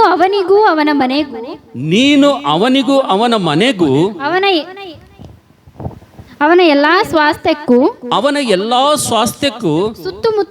ಸುತ್ತಮುತ್ತಲು ಬೇಲಿಯನ್ನು ಹಾಕಿದೆಯಲ್ಲ. ಅವನು ಕೈ ಹಾಕಿದ ಕೆಲಸವನ್ನು ನೀನು ಸಫಲಪಡಿಸುತ್ತಿರುವುದರಿಂದ ಅವನ ಸಂಪತ್ತು ದೇಶದಲ್ಲಿ ವೃದ್ಧಿಯಾಗುತ್ತಾ ಬಂದಿದೆ. ಆದರೆ ನಿನ್ನ ಕೈ ನೀಡಿ ಅವನ ಸೊತ್ತನ್ನೆಲ್ಲ ಅಳಿಸಿಬಿಡು. ಆಗ ಅವನು ನಿನ್ನ ಎದುರಿಗೆ ನಿನ್ನನ್ನು ದೂಷಿಸುವನು ಅಂದನು. ಎಲ್ಲರೂ ನನ್ನ ಕಡೆಗೆ ನೋಡ್ರಿ. ಭಕ್ತರ ಜೀವಿತದಲ್ಲಿ ಬರುವಂತ, ದೇವರ ಮಕ್ಕಳ ಜೀವಿತದಲ್ಲಿ ಬರುವಂತ ಶ್ರಮೆಗಳನ್ನು, ಕಷ್ಟಗಳನ್ನು, ಸಮಸ್ಯೆಗಳನ್ನು ಸೈತಾನನು ಯಾವ ರೀತಿಗೆ ನೋಡ್ತಾನಪ್ಪ ಅಂತಂದ್ರೆ, ಸೈತಾನನು ಭಕ್ತರ ಕಷ್ಟಗಳನ್ನು ಯಾವ ರೀತಿಗೆ ನೋಡ್ತಾನಪ್ಪ ಅಂತಂದ್ರೆ, ಸೈತಾನನು ಅವರಿಗೆ ಬರುವಂತ ಕಷ್ಟಗಳು, ಅವರಿಗೆ ಬರುವಂತ ಶ್ರಮೆಗಳು ತನಗೇನಾದ್ರೂ ಉಪಯೋಗ ಆಗ್ತದೆ ಅಂತೇಳಿ ಆ ದೃಷ್ಟಿಯಿಂದ ನೋಡ್ತಾನ ಅಂತೇಳಿ. ಹಲ್ಲೆಲೂಯಾ. ಅರ್ಥ ಆಯ್ತ್ರಿ? ಅರ್ಥ ಆಗ್ಲತ್ತದ? ಸೈತಾನನ್ ಏನ್ ಮಾಡ್ತಾನಂದ್ರೆ, ದೇವರ ಮಕ್ಕಳ ಜೀವಿತದಲ್ಲಿ ಬರುವಂತ ಶ್ರಮೆಗಳು, ದೇವರ ಮಕ್ಕಳ ಜೀವಿತದಲ್ಲಿರುವಂಥ ಕಷ್ಟಗಳು, ದೇವರ ಮಕ್ಕಳ ಜೀವಿತದಲ್ಲಿ ಬರುವಂತ ನಿಂದೆ, ಅವಮಾನ, ಪ್ರತಿಯೊಂದನ್ನು ಆತನ ಹೆಂಗೆ ನೋಡ್ತಾನಪ್ಪ ಅಂತಂದ್ರೆ, ಈ ಶ್ರಮೆ ಸಂಕಟಗಳು, ದೇವರ ಮಕ್ಕಳಿಗೆ ಬರುವಂತ ಶ್ರಮೆ ಸಂಕಟಗಳು ತನಗೇನಾದ್ರೂ ಉಪಯೋಗವಾಗ್ತವೆ ಅಂತೇಳಿ ಆತನ ಏನ್ ಮಾಡ್ತಾರೆ, ಕಾಯ್ಕೊಂಡು ಕೂತ್ಕೊಂಡಿರ್ತಾನಂತೇಳಿ. ಹಲ್ಲೆಲೂಯಾ. ಯಾವಾಗ ಇವ್ರಿಗೆ ಕಷ್ಟ ಬರ್ತದೆ, ಯಾವಾಗ ಇವ್ರಿಗೆ ಸಮಸ್ಯೆ ಬರ್ತದೆ, ಯಾವಾಗ ಇವ್ರು ದೇವ್ರ ಮಂದಿರ ಬಿಡ್ತಾರೆ, ಯಾವಾಗ ಇವ್ರು ದೇವ್ರ ಸನ್ನಿಧಿ ಬಿಡ್ತಾರೆ, ಯಾವಾಗ ಇವ್ರು ದೇವ್ರ ಸಾವಾಸ ಬಿಡ್ತಾರೆ ಅಂತೇಳಿ ತನಗೆ ಏನಾದರೂ ಉಪಯೋಗ ಆಗ್ತದೆ ಅಂತೇಳಿ ಸೈತಾನ ಏನ್ ಮಾಡೋದು, ದೇವ್ರ ಮಕ್ಕಳಿಗೆ ಬರುವಂತ ಕಷ್ಟ ಏನ್ ಮಾಡ್ತಾನಪ್ಪ ಅಂತಂದ್ರೆ, ಆತನು ತನಗೆ ಉಪಯೋಗವಾಗ್ತದೆ ಅಂತೇಳಿ ಕಾಯ್ದುಕೊಂಡು ಕೂತಿರ್ತಾನೆ ಅಂತೇಳಿ. ಹಲ್ಲೆಲೂಯಾ. ಇದು ಒಬ್ಬ ವಿಶ್ವಾಸಿ, ಒಬ್ಬ ದೇವರ ಮಗನು, ಒಬ್ಬ ದೇವ್ರ ಮಗಳು ಇದು ಖಂಡಿತವಾಗಿ ತಿಳಿದುಕೊಂಡಿರ್ಬೇಕೆಂಬುದಾಗಿ ದೇವರ ವಾಕ್ಯದಲ್ಲಿ ನೋಡ್ತೀವಿ ಅಂತ ಹೇಳಿರಿ. ಹಲ್ಲೆಲೂಯಾ. ನನ್ನ ಪ್ರೀತಿ ದೇವ್ರ ಮಕ್ಕಳೇ, ಸೈತಾನನು ಘಂಟಾ ಘೋಷವಾಗಿ ಅಲ್ಲಿ ಹೇಳ್ತಾ ಇದ್ದೇನೆ, ಆತನು ಸುಮ್ಮನೆ ನಿನ್ನ ಮೇಲೆ ಭಕ್ತಿ ಮಾಡತ್ತಿಲ್ಲ, ಸುಮ್ಮನೆ ನಿನಗೆ ಆರಾಧನೆ ಮಾಡ್ತಾ ಇಲ್ಲ, ಸುಮ್ಮನೆ ನಿನಗೆ ದೇವ್ರ ಅಂತ ಇಲ್ಲ. ಆತನಿಗೆ ಸಾಕಷ್ಟು ನೀನು ಕೊಟ್ಬಿಟ್ಟಿದ್ಯಾ, ಸಾಕಷ್ಟು ನೀನು ಆಶೀರ್ವಾದ ಮಾಡಿದೀಯಾ, ಅದಕ್ಕೋಸ್ಕರವಾಗಿ ಆತನ ಏನ್ ಮಾಡ್ತಾ ಇದ್ದಾನೆ, ನಿನಗೆ ದೇವರು ಅಂತೇಳಿ ಆರಾಧನೆ ಮಾಡ್ತಾ ಇದ್ದೇನೆ. ನೀನು ನಿನ್ನ ಕೈ ಚಾಚಿ ಏನ್ ಮಾಡಪ್ಪ ಅಂತಂದ್ರೆ, ಆತನ ಸ್ವತ್ತನ್ನೆಲ್ಲ ಅಳಿಸಿಬಿಡು. ಖಂಡಿತವಾಗಿ ಆತನ ಏನ್ ಮಾಡ್ತಾನಂದ್ರೆ, ನಿನ್ನ ಮುಖದ ಎದುರುಗಡೆ ನಿನಗೆ ದೂಷಣೆ ಮಾಡ್ತಾನೆ. ನನ್ನ ಬೈಬಲ್ನಲ್ಲಿ ಬರೆದು. ಅಂದ್ರೆ ಸೈತಾನ ಏನಂತಂದ್ರೆ, ಸೈತಾನ ಆಸೆ ಏನಂದ್ರೆ ದೇವರ ಮುಖದ ಮೇಲೆ ನಾವು ಎದುರು ಮಾತಾಡ್ಬೇಕು. ದೇವರಿಗೆ ಏನಂತ ಎದುರು ಮಾತಾಡ್ಬೇಕು? ಓ ದೇವ್ರೇ ನಿನಗೆ ಕಣ್ಣಿಲ್ಲೇನಪ್ಪ. ಯಾರು ಅನ್ಬೇಕದು? ಯಾರು ಅನ್ಬೇಕ್ರಿ? ನೀವು ಜೋರಾಗಿ ಮಾತಾಡ್ರಿ. ಯಾರು ಅನ್ಬೇಕು ಹಿಂಗ? ನಾವು ಅನ್ಬೇಕು. ನಾವು ಅನ್ಬೇಕಂದ್ರೆ ದೇವ್ರೇನು ಕಳಿಸ್ಬೇಕು? ನಮ್ಮ ಜೀವಿತದಾಗ ಕಷ್ಟಗಳು ಕಳಿಸ್ಬೇಕು ನಮಗೆ. ಏನ್ರಿ? ದೇವ್ರು ನಮ್ಮ ಜೀವಿತದಾಗ ಕಷ್ಟಗಳು ಶ್ರಮೆಗಳು ಕಳ್ಸನಂದ್ರ ಅವು ತಾಳ್ಕೊಳ್ಳಕ್ ಆಗ್ಲಾರ್ದಾಗ ನಾವೇನ್ ಅನ್ಬೇಕು? ದೇವರಿಗೆ ನಿನಗೇನು ಕಣ್ಣವೇನಿಲ್ಲಪ್ಪ, ನಿನಗ ನನ್ನ ಕಷ್ಟ ನಿನಗೆ ಕಾಣಲಾಗಿದ್ದೇನಪ್ಪ, ನಿನಗ ನನ್ನ ಶ್ರಮೆ ನನ್ನ ಸಂಕಟ ನನ್ ಕಾಣಲಾಗಿದ್ದೇನಪ್ಪ ಅಂತೇಳಿ ದೇವ್ರ ಮುಖದ ಎದುರುಗಡೆ ನಾವೇನ್ ಮಾಡ್ಬೇಕಂದ್ರೆ ದೇವರಿಗೆ ದೂಷಿಸ್ಬೇಕು ನಾವು. ಇದು ಯಾರ ಮನಸ್ಸು? ಇದು ಸೈತಾನನ ಮನಸ್ಸು. ನನ್ನ ಪ್ರೀತಿ ದೇವ್ರ ಮಕ್ಕಳೇ, ಸೈತಾನ ಹೇಳ್ತಾ ಇದ್ದೇನೆ, ನೀನು ಆತನಿಗೆ ಸಮೃದ್ಧಿ ಕೊಟ್ಟಿದ್ದೀಯಾ, ಆತನಿಗೆ ಆರೋಗ್ಯ ಕೊಟ್ಟಿದ್ದೀಯಾ, ಆತನನ್ನು ಆಶೀರ್ವಾದ ಮಾಡಿದ್ದೀಯಾ, ಅದಕ್ಕೆ ಆತ ನಿನ್ನನ್ನು ಆರಾಧಿಸ್ತಾ ಇದ್ದಾನೆ, ನಿನ್ನನ್ನು ಸ್ತುತಿಸ್ತಾ ಇದ್ದಾನೆ, ನಿನ್ನನ್ನು ಪೂಜಿಸ್ತಾ ಇದ್ದಾನೆ ಎಂಬುದಾಗಿ ಆತನ ಹೇಳುವಂಥ ಸಂದರ್ಭದಲ್ಲಿ ನಾವು ನೋಡ್ತೇವೆ. ಇವತ್ತು ಇಲ್ಲಿ ಕೂತಿರುವಂತ ಯಾರಾದರೂ ಕೂಡ ನಿಮಗೆ ಆರೋಗ್ಯ ಇದ್ರೆ ಮಾತ್ರ ದೇವ್ರ ಸನ್ನಿಧಿಗೆ ಬರ್ತೀರಪ್ಪ ಅಂತಂದ್ರೆ, ನಿಮಗೆ ಸಮೃದ್ಧಿ ಇದ್ರೆ ಮಾತ್ರ ನೀವು ಆರಾಧನೆ ಮಾಡ್ತೀರಪ್ಪ ಅಂತಂದ್ರೆ, ನಿಮಗೆ ಅನುಕೂಲವಾಗಿ ನೀವು ಮುಟ್ಟಿದ್ದೆಲ್ಲ ಚಿನ್ನ ಆಗ್ಲತ್ತದಂದ್ರೆ ಮಾತ್ರ ನೀವು ದೇವ್ರ ಸನ್ನಿಧಿಗೆ ಬಂದು ದೇವ್ರು ದೇವ್ರು ದೇವ್ರು ದೇವ್ರು ಅಂತೀರಂದ್ರೆ, ಸ್ತೋತ್ರ ಸ್ತೋತ್ರ ಸ್ತೋತ್ರ ಹಲ್ಲೆಲೂಯಾ ಹಲ್ಲೆಲೂಯಾ ಹೇಳ್ತೀರಪ್ಪ ಅಂದ್ರೆ, ಹೋಸನ್ನ ಹೇಳ್ತೀರಪ್ಪ ಅಂತಂದ್ರೆ, ಖಂಡಿತವಾಗಿ ನೀವು ಯಾರ ಪಕ್ಷದಲ್ಲಪ್ಪ ಅಂತಂದ್ರೆ ಸೈತಾನನ ಗುಂಪಿನಲ್ಲಿರುವಂತವ್ರು ನೀವು. ಹಲ್ಲೆಲೂಯಾ. ಅರ್ಥ ಆಗ್ಲತ್ತದ್ರಿ? ಕಷ್ಟ ಬಂದಾಗ ದೇವರನ್ನು ಪರಾಯದಂತೆ ನೋಡಿ, ಪರಾಯ ವ್ಯಕ್ತಿ ಅಂತೆ ನೋಡಿ, ನಮ್ಮ ಜೀವಿತದಲ್ಲಿ ನಾವು ಒಂದು ವೇಳೆ ಶ್ರಮೆಗಳು ಬಂದಾಗ, ಸಂಕಟಗಳು ಬಂದಾಗ, ನಮ್ಮ ಜೀವಿತದಲ್ಲಿ ಶ್ರಮೆ ಸಂಕಟಗಳ ಮೂಲಕವಾಗಿ ನಾವು ಹಾದು ಹೋಗುವಂತ ಸಂದರ್ಭದಲ್ಲಿ ನನ್ನ ಪ್ರೀತಿ ದೇವರ ಮಕ್ಕಳೇ, ಶತ್ರು ಯಾವ ರೀತಿಗೆ ನಮ್ಮ ಶ್ರಮೆಗಳನ್ನ ನೋಡ್ತಾನಪ್ಪ ಅಂತಂದ್ರೆ, ಸೈತಾನನು ಯಾವ ರೀತಿಗೆ ನಮ್ಮ ಶ್ರಮೆಗಳನ್ನ ನೋಡ್ತಾನಂದ್ರೆ, ನಮಗೆ ಬರುವಂತ ಶ್ರಮೆಗಳು, ನಮಗೆ ಬರುವಂತ ಕಷ್ಟಗಳು ತನಗೆ ಏನಾದ್ರೂ ಉಪಯೋಗಕರವಾಗ್ತದೇನೋ, ದೇವರಿಂದ ಯಾವಾಗ ಇವರು ದೂರ ಆಗ್ತಾರೆ, ದೇವರನ್ನು ಯಾವಾಗ ಇವರು ದೂಷಿಸ್ತಾರೆ, ಯಾವಾಗ ದೇವರ ಸನ್ನಿಧಿಯಿಂದ ದೂರ ಆಗ್ತಾರೆ ಅಂತೇಳಿ ಶತ್ರು ಆದಂತವನು, ಸೈತಾನ ಆದಂತವನು ವಿಶ್ವಾಸಿ ಮಕ್ಕಳ ಜೀವಿತದಲ್ಲಿ, ಭಕ್ತರ ಜೀವಿತದಲ್ಲಿ ಬರುವಂತಹ ಶ್ರಮೆಗಳನ್ನು ಆತನ ನೋಡ್ತಾನಂತೇಳಿ ತನಗೆ ಏನಾದರೂ ಪ್ರಯೋಜನವಾಗ್ತದೇನೋ ಅಂತೇಳಿ. ಹಲ್ಲೆಲೂಯಾ. ನನ್ನ ಪ್ರೀತಿ ದೇವ್ರ ಮಕ್ಕಳೇ, ಹಾಗಾದ್ರೆ ಶತ್ರು ನಮಗೆ ಬರುವಂತ ಸಂಕಟಗಳು, ಶ್ರಮೆಗಳಲ್ಲಿ ತನಗೇನಾದರೂ ಸಿಗ್ತದಂತೇಳಿ ನೋಡುವಂಥ ಸಂದರ್ಭದಲ್ಲಿ ನಾವು ಅತಿ ಜಾಗ್ರತೆ ವಹಿಸ್ಬೇಕಂತೇಳಿ. Hallelujah hallelujah. ನಾವು ಕೇವಲ ದೇವರು ನಮಗೆ ಕೊಡುವಂತ ಆಶೀರ್ವಾದಗಳಿಗಾಗಿ ಮಾತ್ರ ನಾವು ದೇವರನ್ನು ಹಿಂಬಾಲಿಸಬಾರ್ದು, ದೇವರನ್ನು ಆರಾಧನೆ ಮಾಡಬಾರ್ದು, ದೇವರನ್ನು ಸ್ತುತಿಸಬಾರ್ದು. ನಾವು ನೋಡ್ತೇವೆ, ದೇವರು ದೇವರಾಗಿದ್ದಕ್ಕಾಗಿ ಆತನನ್ನು ಆರಾಧಿಸ್ಬೇಕಂತೇಳಿ. Hallelujah hallelujah. ಅದಕ್ಕೋಸ್ಕರಾಗಿ ನನ್ನ ಪ್ರೀತಿಯ ದೇವರ ಮಕ್ಕಳೇ, ಮೊದಲನೇದಾಗಿ ಸೈತಾನನು ನಾವು ನೋಡ್ತೇವೆ ನಮಗೆ ಬರುವಂತ ಶ್ರಮೆಗಳು, ನಮಗೆ ಬರುವಂತ ಸಂಕಟಗಳು ತನಗೆ ಉಪಯೋಗಕರವಾಗಿ ಮಾರ್ತವೇನೋ, ನಮಗೆ ಬಂದಂತ ಶ್ರಮೆ ಸಂಕಟ ಆತನಿಗೆ ಆಯುಧವಾಗಿ ಉಪಯೋಗ ಆಗ್ತವೆ ಅಂತೇಳಿ ಆತನು ಕಾಯ್ದುಕೊಂಡಿರ್ತಾನೆ. ಅದಕ್ಕೋಸ್ಕರವಾಗಿ ಒಬ್ಬ ವಿಶ್ವಾಸಿ, ಒಬ್ಬ ದೇವ್ರ ಮಗನು, ಒಬ್ಬ ದೇವ್ರ ಮಗಳು, ನಿಜವಾದಂತ ವಿಶ್ವಾಸಿ ಜೀವಿತದಲ್ಲಿ ನಾವು ನೋಡ್ತೇವೆ ಶ್ರಮೆಗಳ ಸಂಕಟಗಳ ಬಂದಾಗ ನಾವು ಪ್ರಶ್ನೆ ಹಾಕಿ ಅದಕ್ಕೆ ಪರಿಹಾರ ಹುಡುಕ್ಲಿಕ್ಕೆ ನಾವು ಹೋಗ್ಬಾರ್ದು ಅಂತೇಳಿ. ಹಲ್ಲೆಲೂಯಾ. ಇದು ದೇವರು ನಮ್ಮ ಜೀವಿತದಲ್ಲಿ ತರುವಂತ ಒಂದು ಭಾಗ್ಯವಾಗಿದೆ. ಅದಕ್ಕೋಸ್ಕರವಾಗಿ ಯಾಕೋಬ ಪುಸ್ತಕ ಮೊದಲನೇ ನೋಡ್ತೇವೆ, ಕಷ್ಟಗಳನ್ನು ಸಹಿಸಿಕೊಳ್ಳುವಂತ ಮನುಷ್ಯಳು ಧನ್ಯರು ಎಂಬುದಾಗಿ ದೇವರ ವಾಕ್ಯದಲ್ಲಿ ನೋಡ್ತೇವೆ ಅಂತ ಹೇಳಿ. ಹಲ್ಲೆಲೂಯಾ. ಕಷ್ಟಗಳನ್ನು ಸಹಿಸಿಕೊಳ್ಳುವಂಥವ್ರು ಧನ್ಯರೆಂಬುದಾಗಿ ದೇವರ ವಾಕ್ಯದಲ್ಲಿ ನೋಡ್ತೇವೆ. ಅದಕ್ಕೋಸ್ಕರವಾಗಿ ನನ್ನ ಪ್ರೀತಿ ದೇವರ ಮಕ್ಕಳೇ, ನಿಮ್ಮ ಜೀವಿತದಲ್ಲಿ ನೀವು ನಂಬಿಗಸ್ತರಾಗಿದ್ದೀರಾ, ವಿಶ್ವಾಸಕ್ಕೆ ಯೋಗ್ಯರಾಗಿ ನೀವು ಹೋಗ್ತಾ ಇದ್ದೀರಾ, ನೀವು ವಿಶ್ವಾಸದಲ್ಲಿ ಪರಿಶುದ್ಧತೆಯಲ್ಲಿ ಪರಿಪೂರ್ಣರಾಗಿ ಲೋಕದ ಯಾತ್ರೆಯಲ್ಲಿ ಸಾಕ್ತಾ ಇದ್ದೀರಾ, ಆದರೂ ಕೂಡ ನಿಮ್ಮ ಜೀವಿತದಲ್ಲಿ ಶ್ರಮೆಗಳು ಸಂಕಟಗಳು ನೀವು ಪಾಲಾಗಿದ್ದೀರಾ ಅಂತಂದ್ರೆ ನೀವು ಸಂತೋಷ ಪಡ್ರಿ ಎಂಬುದಾಗಿ ದೇವರ ವಾಕ್ಯದಲ್ಲಿ ನಾವು ನೋಡ್ತೀವಿ ಅಂತ ಹೇಳಿ. Hallelujah hallelujah. ಶತ್ರುಗೆ ಅವಕಾಶ ಕೊಡಬೇಡ್ರಿ. ಆತನು ನಿಮಗೆ ಬರುವಂತ ಶ್ರಮೆಗಳನ್ನು ಯಾವ ರೀತಿಗೆ ನೋಡ್ತಾನಪ್ಪ ಅಂತಂದ್ರೆ, ಭಕ್ತರಿಗೆ ಬರುವಂತ ಶ್ರಮೆಗಳನ್ನು ಯಾವ ರೀತಿಗೆ ನೋಡ್ತಾನಪ್ಪ ಅಂದ್ರೆ ತನಗೇನಾದ್ರೂ ಉಪಯೋಗ ಆಗ್ತವೆ ಅಂತೇಳಿ ಆತನು ನೋಡ್ತಾನೆ. ಅದಕ್ಕೆ ದೇವರಿಗೆ ಹೇಳ್ತಾನೆ, ನೀನು ಎಲ್ಲ ಆತನಿಂದ ತೆಗೆದಾಕು, ಖಂಡಿತವಾಗಿ ನಿನ್ನನ್ನು ಮುಖದ ಎದುರಲ್ಲಿ ಆತನು ದೂಷಿಸ್ತಾನೆ ಎಂಬುದಾಗಿ ಹೇಳ್ತಾ ಇದ್ದೇನೆ. ಇವತ್ತು ಗುಂಪಿನಲ್ಲಿ ಯಾರಾದ್ರೂ ನಾವು ನಮ್ಮ ಪರಿಸ್ಥಿತಿ ಅನುಕೂಲ ಇದ್ದಾಗ ನಾವು ದೇವ್ರ ಪಕ್ಷವಾಗಿದ್ದು, ನಮ್ಮ ಪರಿಸ್ಥಿತಿ ಅನಾನುಕೂಲವಾಗಿದ್ದಾಗ ಒಂದೇಳೆ ದೇವರನ್ನು ಪರಾಯ ವ್ಯಕ್ತಿ ಅಂತ ನೋಡಿ, ನಾವು ಯಾರೋ ಪರಿಚಯ ಇಲ್ಲದಂತ ವ್ಯಕ್ತಿಯನ್ನು ದೂರ ತಳ್ಳಿ ನಾವು ಲೋಕದ ಯಾತ್ರೆಯಲ್ಲಿ ಒಂದೆಡೆ ನಾವು ಪ್ರಯಾಣ ಮಾಡ್ತಾ ಹೋದಾದ್ರೆ ಖಂಡಿತವಾಗಿ ನನ್ನ ಪ್ರೀತಿ ದೇವರ ಮಕ್ಕಳೇ, ನಮ್ಮ ಜೀವಿತದಲ್ಲಿ ಆಶೀರ್ವಾದಗಳು ನಾವು ಕಳ್ಕೊಳ್ತೀವಿ ಅಂತ ಹೇಳಿ. Hallelujah hallelujah. ಎರಡನೇದಾಗಿ ನಾವು ನೋಡ್ತೇವೆ, ಮೊದಲನೇದಾಗಿ ಸೈತಾನನು ನಮ್ಮ ಶ್ರಮೆಗಳನ್ನು ಯಾವ ರೀತಿಯಾಗಿ ನೋಡ್ತಾನೆ ಎಂಬುದಾಗಿ ನಾವು ನೋಡ್ತೇವೆ.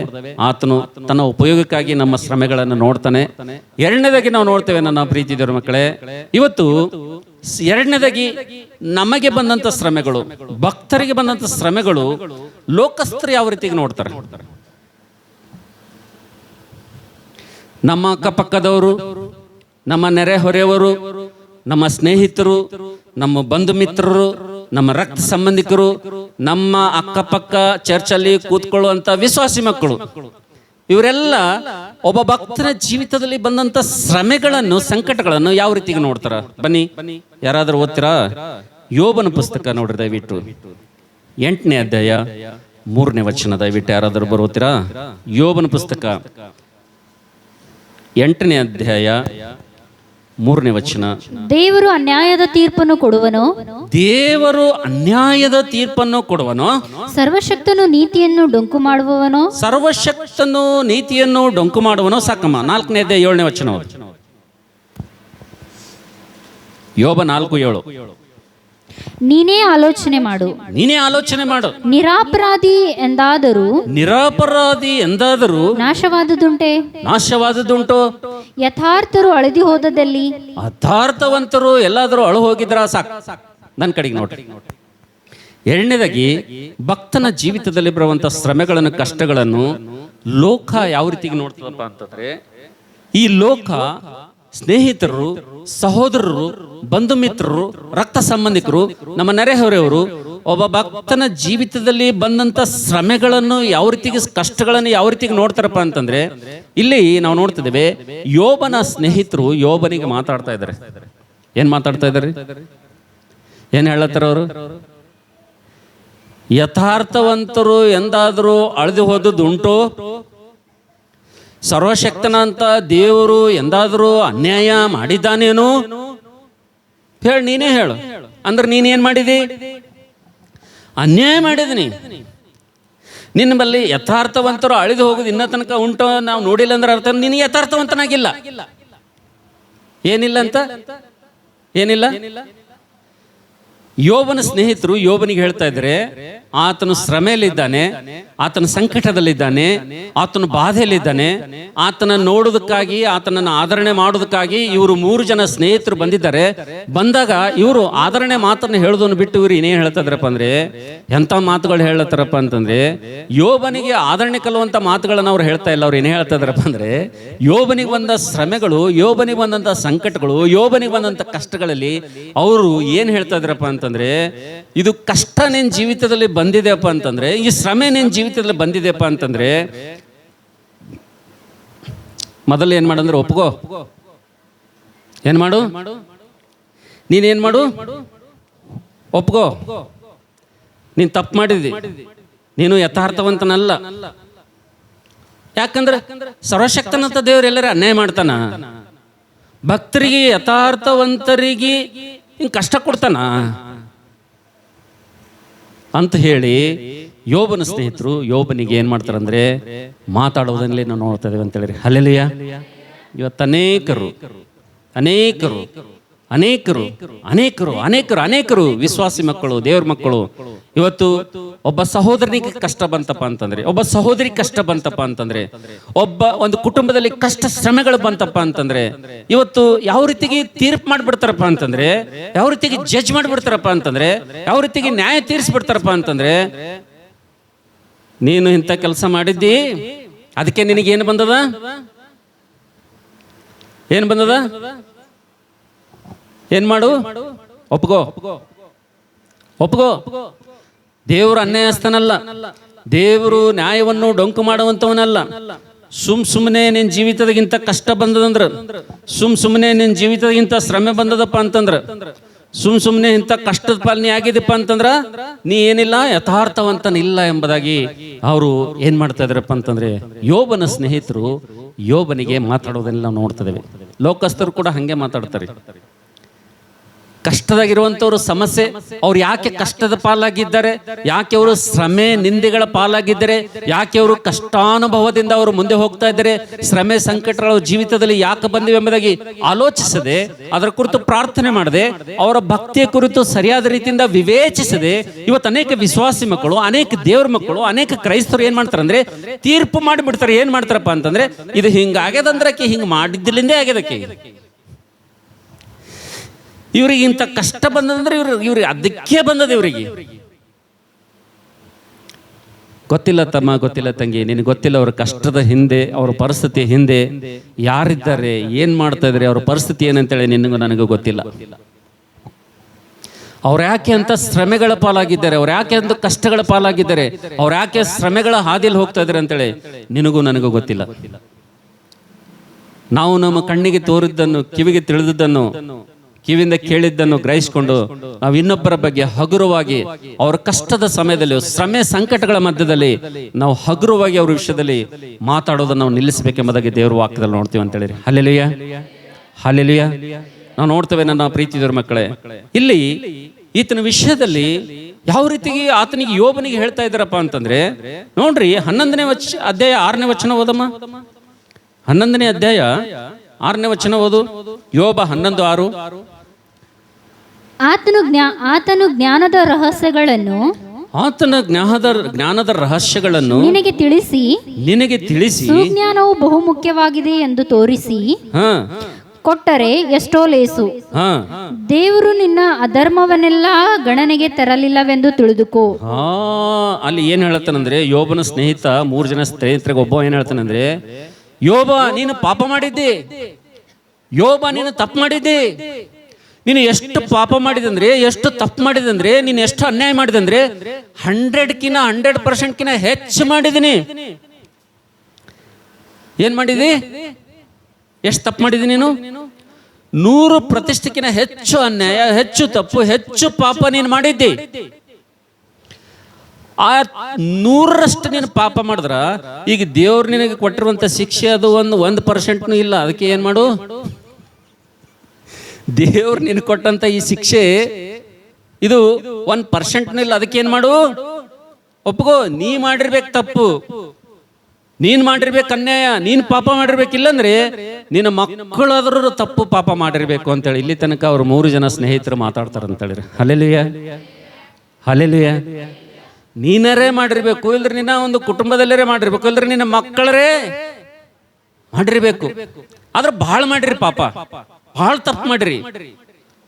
ಅದಕ್ಕೆ ಏನ್ ಮಾಡು, ದೇವ್ರ ಅವೆಲ್ಲ ನೆನಪಿಗೆ ತರ್ಲಾಗೇನ, ಇಲ್ಲಿ ನೀ ಮಾಡಿದ ಒಟ್ಟು ಗಂಟಿಲ್ ತರ್ಲಾಗೇನ. ಸುಮ್ ಜರ ಹೇಳತ್ತಾನ, ಜರ ಒಪ್ಕೊಳತ್ತಾನ, ಅದೆಲ್ಲ ಒಂದ್ ವೇಳೆ ಬಿಚ್ಚದನಂದ್ರೆ ನಿನ್ ಗಂಟ ಹೆಂಗ ಅಂದಿಸ್ಲತ್ತಾರ ನೋಡ್ರಿ ಯೋಬನಿಗೆ. ಏನ್ರಿ, ಯೋಬನಿಗೆ ಹೆಂಗ ಅಂದಿಸ್ಲತ್ತಂದ್ರೆ ನೀ ಮಾಡಿದು ತಪ್ಪ ಬಹಳ.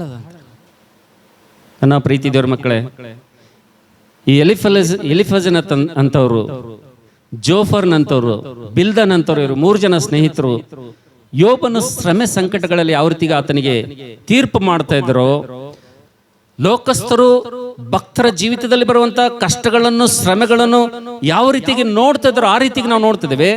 ಭಕ್ತನ ಜೀವಿತಕ್ಕೆ ಬರುವಂತ ಶ್ರಮೆ ಕಷ್ಟಗಳ ವಿಷಯದಲ್ಲಿ ನಾವು ನೋಡ್ತಿದ್ದೇವೆ ಇವರು ತೀರ್ಪು ಮಾಡ್ತಾ ಇದ್ದಾರೆ ಎಂಬುದಾಗಿ ದೇವರ ವಾಕ್ಯದಲ್ಲಿ ನೋಡ್ತಿದ್ದೇವೆ. ಇವತ್ತು ಚರ್ಚ್ ಅಲ್ಲಿ ವಿಶ್ವಾಸಿ ಮಕ್ಕಳಲ್ಲಿ ಅನೇಕರು ಈ ರೀತಿಗೆ ಇಂಥ ಯೋಬನ ಸ್ನೇಹಿತರಂತ ಅನೇಕರು ತೀರ್ಪು ಮಾಡುವಂತವರಾಗಿದ್ದಾರೆ ಅಂತ ಹೇಳಿ. ಹಲ್ಲೆಲೂಯ. ಒಬ್ಬರ ಕುಟುಂಬದಲ್ಲಿ ಕಷ್ಟ ಬಂತಪ್ಪ ಅಂತಂದ್ರೆ, ಅವ್ರ ಕುಟುಂಬದಲ್ಲಿ ಶ್ರಮೆ ಬಂತಪ್ಪ ಅಂತಂದ್ರೆ ಅನೇಕರು ಏನ್ ಮಾಡ್ತಾರೆ ಅಂದ್ರೆ ತೀರ್ಪು ಮಾಡ್ಬಿಡ್ತಾರ ಅಂತ ಹೇಳಿ. ಹಲ್ಲೆಲೂಯ. ಒಂದು ಸಲ ಒಬ್ಬರು ಸೇವಕರಿಗೆ ಚಿಕನ್ ಗುನ್ಯಾ ಆಗಿತ್ತು. ಪಾಪ ತುಂಬಾ ಚಿಕನ್ ಗುನ್ಯಾ ಆದ್ರೆ ಹೆಂಗಿರ್ತದೆ ಗೊತ್ತಲ್ಲ ನಿಮಗೆ, ಕೈ ಚಾಚ್ಲಕ್ ಬರಲ್ಲ, ಕಾಲ್ ಚಾಚ್ಲಕ್ ಬರಲ್ಲ, ಬರೀ ಜಾಯಿಂಟ್ಸ್ ಎಲ್ಲ ಹಿಡ್ಕೊಂಡ್ ಬಿಡುತ್ತೆ. ವಿಪರೀತವಾದಂತ ಕೀಲು ನೋವುಗಳಿರ್ತವೆ. ಅದಕ್ಕೆ ಬಹಳ ಆ ನೋವು ತಾಳ್ಕೊಳ್ಳಿಕ್ಕೆ ಆಗಂಗಿಲ್ಲ, ಅಂತ ಭಯಂಕರವಾದಂತ ನೋವು ಇರ್ತದೆ. ಆತ್ಮೀಯವಾಗಿ ನಮ್ಮನ್ನು ಆತ್ಮಿಕವಾದಂಥ ದೇವರ ವಾಕ್ಯವೆಂಬ ಪಾರಮಾರ್ಥಿಕವಾದಂಥ ಶುದ್ಧ ಹಾಲನ್ನು ಕೊಟ್ಟು ನಮಗೆ ದೇವರ ಮಂದಿರದಲ್ಲಿ, ದೇವರ ಸಭೆಯಲ್ಲಿ ಆತ್ಮಿಕವಾಗಿ ಬೆಳೆಸುವಂತ ಒಬ್ಬ ಸೇವಕರಿಗೆ ಏನಾಗಿದೆ, ಇದ್ದಕ್ಕಿದ್ದಾಗೆ ಚಿಕನ್ ಗುನ್ಯಾ ಅಂತಕ್ಕಂಥ ರೋಗ ಬಂದು ಹಾಸಿಗೆ ಹಿಡಿದಿದ್ದಾರೆ. ನಾನು ಇನ್ನೊಬ್ಬ ವ್ಯಕ್ತಿ ಕರ್ಕೊಂಡು ಅವರನ್ನು ಭೇಟಿ ಆಗಲಿಕ್ಕೆ, ಪ್ರಾರ್ಥನೆ ಮಾಡಲಿಕ್ಕೆ ಹೋಗ್ತಾ ಇದ್ದೇವೆ. ಹೋಗುವಂತ ಸಂದರ್ಭದಲ್ಲಿ ಮಾರ್ಗದಲ್ಲಿ ಆ ವ್ಯಕ್ತಿ ಒಂದು ಮಾತು ಹೇಳ್ತಾನೆ. ನನಗೆ ಏನು ಹೇಳ್ತಾನೆ ಗೊತ್ತದ್ರಿ? ಹನುಮಂತ, ನಿನಗೆ ಗೊತ್ತದ? ನಿನಗೆ ಅದು ಯಾಕೆ ಬಂದದ? ಅವನಿಗೆ ಗೊತ್ತದ? ನಿನಗೆ ಯಾಕೆ ಹಾಸಿಗೆ ಹಿಡ್ದನ್ ಗೊತ್ತದ? ಕೈಕಾಲು ಯಾಕೆ ಹೇಳಲ್ಲಾಗ ಗೊತ್ತದ ನಿನಗೆ? ನನಗೆ ಗೊತ್ತಾಯ್ತು ಮುಂದೆ ಅವ ಏನು ಹೇಳ್ಬೇಕಂತನಂತ ನನಗೆ ಗೊತ್ತಾಯ್ತು. ನನಗೆ ಗೊತ್ತದಪ್ಪ, ಸುಮ್ ಕೂಡ ಅಂದ್ರೆ ಏನು ನನಗೆ ಅವ್ರಿಗೆ ಯಾಕೆ ಹಂಗಾಗ್ಯದ ಅಂತೇಳಿ, ಅವ್ರು ಯಾಕೆ ಕಾಯಿಲೆದಾಗ ಬಿದ್ದಾರ ಅಂತೇಳಿ ನನಗೆ ಏನಾಗ್ಯದ. ನೀ ಏನು ಮಾಡಬೇಡ ಅಂದ್ರೆ ಅವನ ಉದ್ದೇಶ ಏನು? ಅವ ಏನು ಹೇಳಕ್ ಬರಲತ್ತ ನನಗೆ? ದೇವರ ಸೇವಕರನ್ನ ಭಯ ಇಲ್ಲ, ಒಬ್ಬ ಆತ್ಮಿಕವಾದಂಥ ತಂದೆ ಇದಾನಂತೇಳಿ ಒಂದು ಭಯ ಇಲ್ಲ. ಏನೋ ಪಾಪ ಹಾಸಿಗೆಯಲ್ಲಿ ಅವರು ಬಿದ್ದಿದ್ದಾರೆ, ರೋಗದ ಪಾಲಾಗಿದ್ದಾರೆ. ನಾವು ನೋಡಕ್ಕೆ ಹೋಗ್ತಾ ಇದ್ದೀವಿ, ಪ್ರಾರ್ಥನೆ ಮಾಡೋಕ್ಕೆ ಹೋಗ್ತಾ ಇದ್ದೀವಿ, ಆಧರಣೆ ಹೇಳಕ್ಕೆ ನಾವು ಹೋಗ್ತಾ ಇದ್ದೀವಿ. ಆದರೆ ಹೋಗುವಂಥ ಸಂದರ್ಭದಲ್ಲಿ ಮಾರ್ಗ ಮಧ್ಯದಲ್ಲಿ ಮಾತುಗಳು ಹೆಂಗವರಿ? ಅವನಿಗೆ ಯಾಕೆ ಬಂದದ್ದು ಗೊತ್ತದಿಲ್ಲ. ಕೈ ಕಾಲ ಏಳಲಾಗ್ಯಾವ ಈಗ. ಅಂದ್ರೆ ಒಬ್ಬ ಸೇವಕರ ವಿಷಯದಲ್ಲಿ, ಒಬ್ಬ ಭಕ್ತನ ವಿಷಯದಲ್ಲಿ ನಾವು ಈ ರೀತಿಯಾಗಿ ತೀರ್ಪು ಮಾಡೋದು, ಮಾತಾಡೋದು ಸರಿಯಾಗದ ರೀ? ಲೋಕಸ್ಥರು ಹಿಂಗೆ ಮಾಡ್ತಾರಪ್ಪ ಅಂತಂದ್ರೆ ಅನೇಕ ಕ್ರೈಸ್ತರ ವಿಶ್ವಾಸಿಗಳು ಚರ್ಚಲ್ಲಿ ಕೂತವ್ರನ್ನ ಹಿಂಗೆ ಮಾತಾಡ್ತಾರೆ. ಗೊತ್ತಿರಲ್ಲ ಅವ್ರಿಗೆ. ಏನ್ರಿ ಬರೇ ಬರೇ ಹಾಸ್ಪಿಟಲೇ ಅಂತಾರ, ಬರೇ ಬರೇ ರೋಗನೇ ಅಂತಾರ. ನಿನಗೆ ಯಾಕೆ ಬೇಕಪ್ಪ ಅದು? ನೀನು ಅಷ್ಟು ಹಗುರವಾಗಿ ಮಾತಾಡ್ಬೇಕಾ? ನೀನು ಮಾತಾಡ್ಬೇಕಾ ಹಗುರವಾಗಿ? ಇಲ್ಲ, ನಿನ್ನಿಂದ ಆಯ್ತಪ್ಪ ಅಂದ್ರೆ ನೀನು ಪ್ರಾರ್ಥನೆ ಮಾಡು. ನಿನ್ನ ಕೈಲಾಯ್ತಪ್ಪ ಅಂದ್ರೆ ಏನು ಮಾಡು? ಒಂದು ಪ್ರಾರ್ಥನೆ ಮಾಡು. ಅದನ್ನು ಬಿಟ್ಟು ಅವನಿಗೆ ಚಲೋ ಬಂದದ ನೋಡು.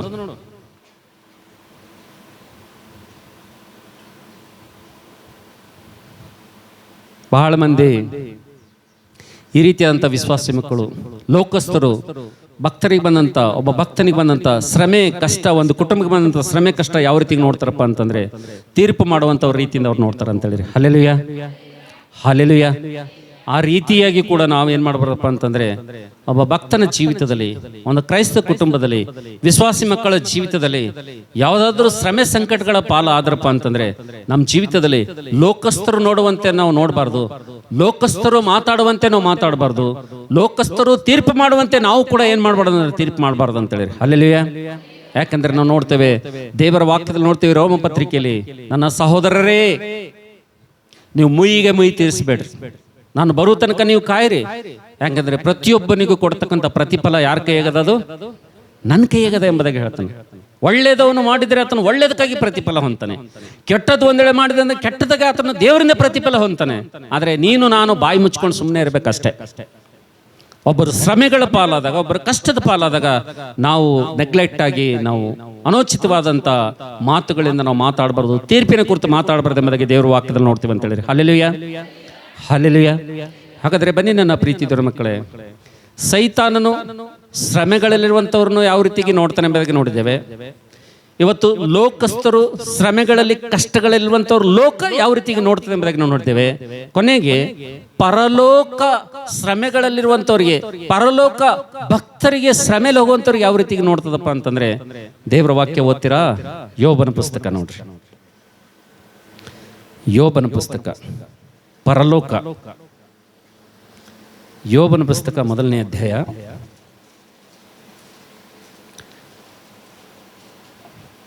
ಪರಲೋಕ ಯಾವ ರೀತಿಗೆ ಒಬ್ಬ ಭಕ್ತನನ್ನು ನೋಡುತ್ತದೆ, ಸೈತಾನನ್ನು ನೋಡುವಂತ ರೀತಿ ನೋಡಿದ್ದೇವೆ, ಈ ಲೋಕದವರು ನೋಡುವಂತ ರೀತಿ ನಾವು ನೋಡಿದ್ದೇವೆ.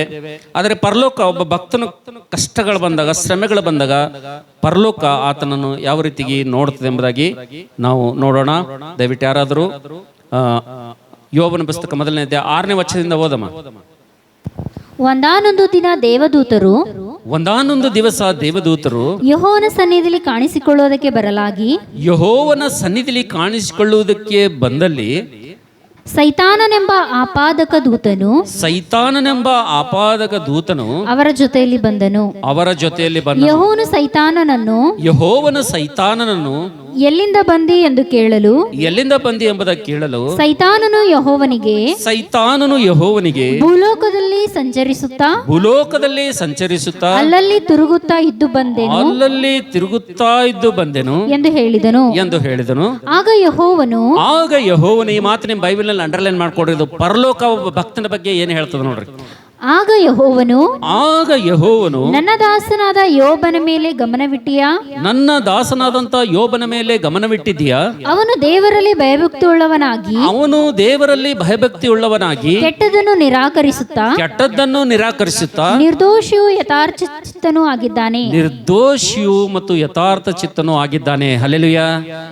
ನಾವು ನೋಡ್ತೇವೆ ನನ್ನ ಪ್ರೀತಿ ದೇವ್ರ ಮಕ್ಕಳೇ, ಭಕ್ತನಿಗೆ ಶ್ರಮೆಗಳು ಬಂದರೂ ಕೂಡ, ಭಕ್ತನಿಗೆ ಕಷ್ಟಗಳು ಬಂದರೂ ಕೂಡ, ಒಬ್ಬ ಭಕ್ತನನ್ನು ಪರಲೋಕ ಯಾವ ರೀತಿಗೆ ನೋಡ್ತದಪ್ಪ ಅಂತಂದ್ರೆ, ಒಬ್ಬ ಭಕ್ತನನ್ನು ಇವತ್ತು ದೇವ್ರು ಯಾವ ರೀತಿಗೆ ನೋಡ್ತಾನಪ್ಪ ಅಂತಂದ್ರೆ, ಇವತ್ತು ಲೋಕ ಹೇಳ್ತದೆ, ಇವತ್ತು ಸೈತಾನ್ ಹೇಳ್ತಾನೆ, ಇವ್ರು ಯಥಾರ್ಥವಂತರಲ್ಲ, ಇವ್ರು ಭಕ್ತಿವಂತರಲ್ಲ, ಇವ್ರು ಪಾಪಿಗಳಿದ್ದಾರೆ, ಇವ್ರು ಪಾಪ ಮಾಡಿದಾರೆ ಅಂತೇಳಿ ಇವತ್ತು ಲೋಕ ಮಾತಾಡ್ತದೆ.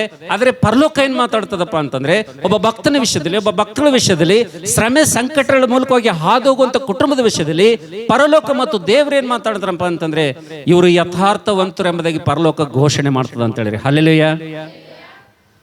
ಎಷ್ಟು ವ್ಯತ್ಯಾಸ ಇದೆ ನೋಡ್ರಿ ಪರಲೋಕಕ್ಕೂ ಮತ್ತು ಭೂಮಿಗೂ. ಮನುಷ್ಯರಿಗೂ ಮತ್ತು ದೇವರಿಗೆ ಎಷ್ಟೊಂದು ವ್ಯತ್ಯಾಸ ಇದೆ ನೋಡ್ರಿ. ನಮ್ಮ ಜೊತೆನೇ ಇರ್ತಾರೆ, ನಮ್ಮ ಜೊತೆನೆ ಕೂತ್ಕೊಡ್ತಾರೆ, ನಮ್ಮ ಜೊತೆನೆ ಇರ್ತಾರೆ ಹಗಲು ರಾತ್ರಿ.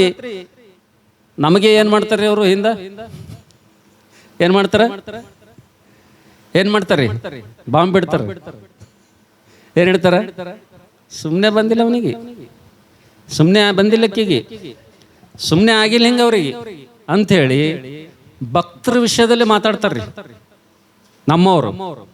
ಆದ್ರೆ ಪರಲೋಕ ಏನು ಹೇಳ್ತದಪ್ಪ ಅಂತಂದ್ರೆ, ಇವರು ಏನಾಗಿದ್ದಾರೆ? ಇವರು ಯಥಾರ್ಥವಂತರಾಗಿದ್ದಾರೆ ಎಂಬುದಾಗಿ ಪರಲೋಕ ಘೋಷಣೆ ಮಾಡ್ತದೆ ಎಂಬುದಾಗಿ ದೇವರ ವಾಕ್ಯದಲ್ಲಿ ನೋಡ್ತೀವಿ ಅಂತ ಹೇಳಿರಿ. ಹಲ್ಲೆಲೂಯಾ. ಹಾಗಾದ್ರೆ ನನ್ನ ಪ್ರೀತಿಯ ದೇವರ ಮಕ್ಕಳೇ, 3 ವಿಷಯಗಳನ್ನು ಕೇಳಿದ್ರಿ ನೀವು. ಶ್ರಮೆಗಳು, ಕಷ್ಟಗಳು ಭಕ್ತನ ಜೀವಿತದಲ್ಲಿ ಸೈತಾನನ ಯಾವ ರೀತಿಗೆ ನೋಡ್ತಾನೆ ಎಂಬುದಾಗಿ ನಾವು ನೋಡಿದ್ದೇವೆ. ಶ್ರಮೆಗಳು, ಸಂಕಟಗಳು ನಮ್ಮ ಜೀವಿತದಲ್ಲಿ ಬಂದಾಗ ಲೋಕಸ್ಥರು ಯಾವ ರೀತಿಗೆ ನೋಡ್ತಾರೆ ಎಂಬುದಾಗಿ ನಾವು ನೋಡಿದ್ದೇವೆ. ಆಮೇಲೆ ಶ್ರಮೆ ಸಂಕಟದಲ್ಲಿ ಹಾದುವಂತ ನಮಗೆ ದೇವರು ಪರಲೋಕ ಯಾವ ರೀತಿಗೆ ನೋಡ್ತಾನೆ ಎಂಬುದಾಗಿ 3 ವಿಷಯಗಳನ್ನು ಇವತ್ತು ನಾವು ನೋಡಿದ್ದೇವೆ. ಆದರೆ ಬಹಳ ಪ್ರಾಮುಖ್ಯವಾದಂಥ ಪ್ರಶ್ನೆ ಏನಪ್ಪ ಅಂತಂದ್ರೆ, ಇವತ್ತು ನಿನಗೆ ಬಂದಂಥ ಶ್ರಮೆಗಳು, ನಿನಗೆ ಬಂದಂಥ ಕಷ್ಟಗಳಲ್ಲಿ ನಿನ್ನನ್ನು ನೀನು ಯಾವ ರೀತಿಗೆ ನೋಡ್ಕೊಳ್ತಾ ಇದ್ದಿ ಅನ್ನೋದೇ ಬಹಳ ಪ್ರಾಮುಖ್ಯವಾದಂಥ ಪ್ರಶ್ನೆ ಇವತ್ತು. ನನ್ನ ಮಾತು ಅರ್ಥ ಆಗ್ಲತ್ತದ? ಎಲ್ಲರೂ ಕಷ್ಟದಾಗಿದ್ದೀವಿ, ಓಕೆ. ನಾನು ಮೊದಲೇ ಹೇಳಿದೆ, ನಾವು ಯಾರೋ ರಾಜನ ಮನೆಗೆ ಹುಟ್ಟಿದವರಲ್ಲ, ಎಲ್ಲರೂ ಕಷ್ಟದಾಗಿದ್ದವರೇ. ಆದರೆ ಒಬ್ಬ ಭಕ್ತನು, ಒಂದು ಭಕ್ತಿ ಉಳ್ಳಂತ ಕುಟುಂಬ ಇವತ್ತು 3 ಜನರ ಒಂದು ಪರಿಸ್ಥಿತಿ, 3 ಜನರ ಕಷ್ಟಗಳನ್ನು ನೋಡುವಂತ ವಿಧಾನ ನಾವು ನೋಡಿದ್ದೇವೆ. ಆದರೆ ನಿಜವಾದ ರಿಯಲ್ ವಿಶ್ವಾಸಿ, ಒಬ್ಬ ನಿಜವಾದಂತ ವಿಶ್ವಾಸಿ, ಒಬ್ಬ ನಿಜವಾದಂತ ಭಕ್ತನು, ನಿಜವಾದಂತ ಭಕ್ತಳು ಇವತ್ತು ತನ್ನನ್ನು ತಾನು ಶ್ರಮೆಯಲ್ಲಿ ಯಾವ ರೀತಿಗೆ ಅಂದುಕೊಳ್ತಾರೆ ಅನ್ನೋದೇ ಇವತ್ತು ದೇವರಿಗೆ ಏನ್ ಮಾಡ್ಬೇಕಂದ್ರೆ ಉತ್ತರ ಹೇಳ್ಬೇಕು. ಇವತ್ತು ದೇವ್ರು ಕೇಳಲತ್ತಾನೆ, ಹೌದಪ್ಪ ಸೈತಾನರೇ ಹಂಗಲ್ಲತ್ತನ, ಲೋಕರೇ ಹಿಂಗಲ್ಲತ್ತದ. ನಿಮ್ ಕಷ್ಟ ಬಂದ್ರೆ ನಾರೇ ಏನ್ ಮಾಡಿನಂದ್ರೆ ನಿಮ್ಗ ನಾ ಹೆಂಗ್ ನೋಡತ್ತೀನಿ? ನಿಮ್ಗ ನೀವು ಯಥಾರ್ಥವಂತರು, ಭಯಭಕ್ತಿಯುಳ್ಳವರು ಎಂಬುದಾಗಿ ನಾನು ಘೋಷಣೆ ಮಾಡ್ತಿದ್ದೇನೆ ಎಂಬುದಾಗಿ ನನ್ನ ದೇವರು ಹೇಳ್ತಾ ಇದ್ದೇನೆ.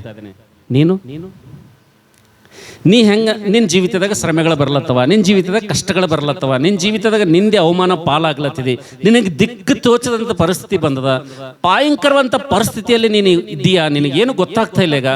ಆದ್ರೆ ನೀನು ಭಕ್ತನಿದ್ದಿ, ನಿನ್ನ ಒಂದು ಪ್ರತಿಕ್ರಿಯೆ ಹೆಂಗದ ಈಗ ಮನಸ್ಸಿಗೆ ಸದ್ಯಕ್ಕೆ ಕುಂತಾಗ ಹೆಂಗದ? ನಿನ್ನ ಮನೆ ಕಷ್ಟ, ನಿನ್ನ ಸಮಸ್ಯೆ, ನಿನ್ನ ಸವಾಲುಗಳು ಒಂದ್ಸಲ ಆಲೋಚನೆ ಮಾಡಿ ಹೇಳು. ಇವಾಗ ನಿನ್ನ ಒಂದು ಮನಸ್ಸು ಹೆಂಗ ಅನಿಸ್ತದ ಹೇಳು. ಸೈತಾನಂದನು ದೇವ್ರು ಹೇಳನ, ಲೋಕದನು ಹೇಳನ, ಅವ ಏನ್ ನಿನಗೆ ಯಾವ ದೃಷ್ಟಿಯಾಗಿ ಇಟ್ಕೊಂಡನ ಅಂತೇಳಿ ದೇವ್ರು ಹೇಳಿದನ. ಒಬ್ಬ ಭಕ್ತನು ತನ್ನ ದೃಷ್ಟಿಯಲ್ಲಿ ತಾನು ಹೇಗೆ ಇರಬೇಕು, ಇದು ಒಂದ್ ವೇಳೆ ಕನ್ಕ್ಲೂಷನ್ ನೀವು ಬಂದ್ರಲ್ಲ, ವಿಶ್ವಾಸ ಜೀವಿತ ಸಾರ್ಥಕ ಆಗ್ತದೆ. ಒಂದ್ ವೇಳೆ ಇವು 3 ಕೇಳಿ ಇದು ಬಿಟ್ರೆ ಅಂತ ಹೇಳಿರಿ, ಇವು 3 ಕೇಳಿ ನಾ ಎಲ್ಲಿದ್ದೀನಿ, ನಾ ಹೇಗಿದ್ದೀನಿ, ಯಾವ ರ್ಯಾಂಕ್ನಲ್ಲಿದ್ದೀನಿ, ಯಾವ ಗುಂಪಿನಲ್ಲಿದ್ದೀನಿ ಅಂತೇಳಿ ಒಂದ್ ವೇಳೆ ಸರಿಯಾಗಿ ಕನ್ಕ್ಲೂಷನ್ ಬರಲಿಲ್ಲ ಅಂದ್ರೆ ಅದೇನಂತಾರಲ್ಲ, ರಾತ್ರಿ ಬೆಳಗ್ನ ರಾಮಾಯಣ ಕೇಳಿದ್ರಂತ, ಮುಂಜಾನೆದು ಹೋಗಾಡಿ ಏನ್ ಕೇಳ್ದನಂತವ? ಏನ್ರಿ? ರಾತ್ರಿ ಎಲ್ಲ ರಾಮಾಯಣ ಕೇಳಿದ್ರಂತ, ಮುಂಜಾನೆ ಹೋಗಂದನಂತವ ಬಾಜುದವನು, ಏಯ್ ಆ ಸೀತಾ ಏನಂತಾಳೋ ರಾಮಗ?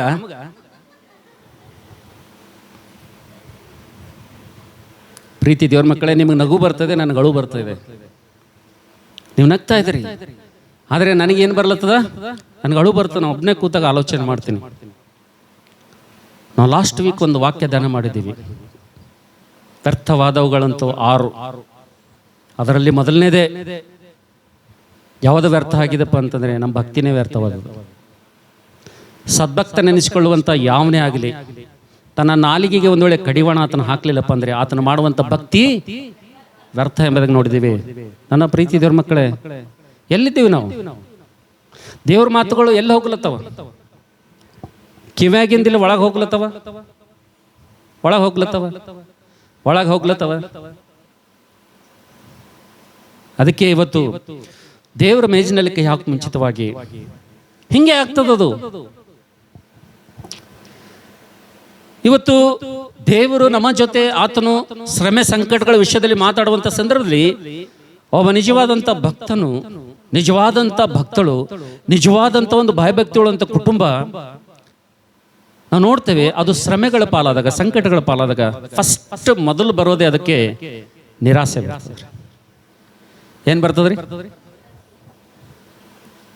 ಫಸ್ಟ್ ಏನ್ ಬರ್ತದ್ರಿ? ಎಲ್ಲರೂ ಎಚ್ಚರಿಕಿದ್ರೇನ್? ಮಾತಾಡಲಾಗಿರ ಅದಕ್ಕೆ ಯಾವಾಗ ಬಿಡ್ತಾನಪ್ಪ ಯಾವಾಗ ಮುಗಿಸ್ತಾನಂತೀರೇನು? ಒಬ್ಬ ಭಕ್ತನ, ಒಬ್ಬ ಭಕ್ತಳು ಶ್ರಮೆ ಸಂಕಟಗಳು ಬಂದಂಥ ಸಂದರ್ಭದಲ್ಲಿ ತನ್ನನ್ನು ತಾನು ಯಾವ ರೀತಿಗೆ ನೋಡ್ಕೊಳ್ಳುವಂಥ ಸಂದರ್ಭದಲ್ಲಿ ಫಸ್ಟ್ ಭಕ್ತನಿಗೆ, ಭಕ್ತಳಿಗೆ ಬರುವಂಥದ್ದು ಏನ್ರಿ? ನಿರಾಸೆ. ಅದಕ್ಕೆ ಈ ನಿರಾಸೆ ಬಂದಂಥ ಸಂದರ್ಭದಲ್ಲಿ ಯೋಬನಿಗೆ ಕೂಡ ನಿರಾಸೆ ಬಂತು. ಯಾರಿಗೆ ಬಂತ್ರಿ? ಯೋಬನಿಗೆ ಶ್ರಮೆ ಸಂಕಟ ಬಂದಾಗನು ಕೂಡ ನಿರಾಸೆ ಬಂತು. ಏನ್ ನಿರಾಸೆ ಬಂತು ಓದ್ರಿ? ಯೋಬ 3ನೇ ಅಧ್ಯಾಯ 1ನೇ ವಚನ ಓದ್ತೀರಾ? ಯೋಬ 3:1 ನೋಡ್ರಿ. ಆಮೇಲೆ ಯೋಬನು ಬಾಯಿ ತೆರೆದು ತನ್ನ ಜನ್ಮ ದಿವಸವನ್ನು ಶಪಿಸಿ ಇಂತೆಂದನು, ನಾನು ಹುಟ್ಟಿದ ದಿನವೂ ಹಾಳಾಗಿ ಹೋಗಲಿ. ಸಾಕಮ್ಮ ಸಾಕ. ಭಕ್ತನಿಗೆ ಏನು ಬಂದದ್ರಿ? ಏನು ಬಂದದ? ಎಲ್ಲರಿಗೆ ಬರ್ತದೆ ನಿರಾಸೆ. ನಾವೆಲ್ಲ ಭಕ್ತಿವಂತರು, ನಾವೆಲ್ಲ ಪ್ರಾರ್ಥನೆ ಪರರು. ನಾವು ಈ ರೀತಿಯಾಗಿ ಪ್ರಯತ್ನ ಮಾಡಿದಾಗ, ಈ ರೀತಿ ಭಕ್ತಿ ಮಾಡಿದಾಗ, ಯಥಾರ್ಥತೆಯಲ್ಲಿದ್ದಂಥ ಸಂದರ್ಭದಲ್ಲಿ ಪ್ರತಿಯೊಬ್ಬರಿಗೂ ಇದು ಬರ್ತದೆ.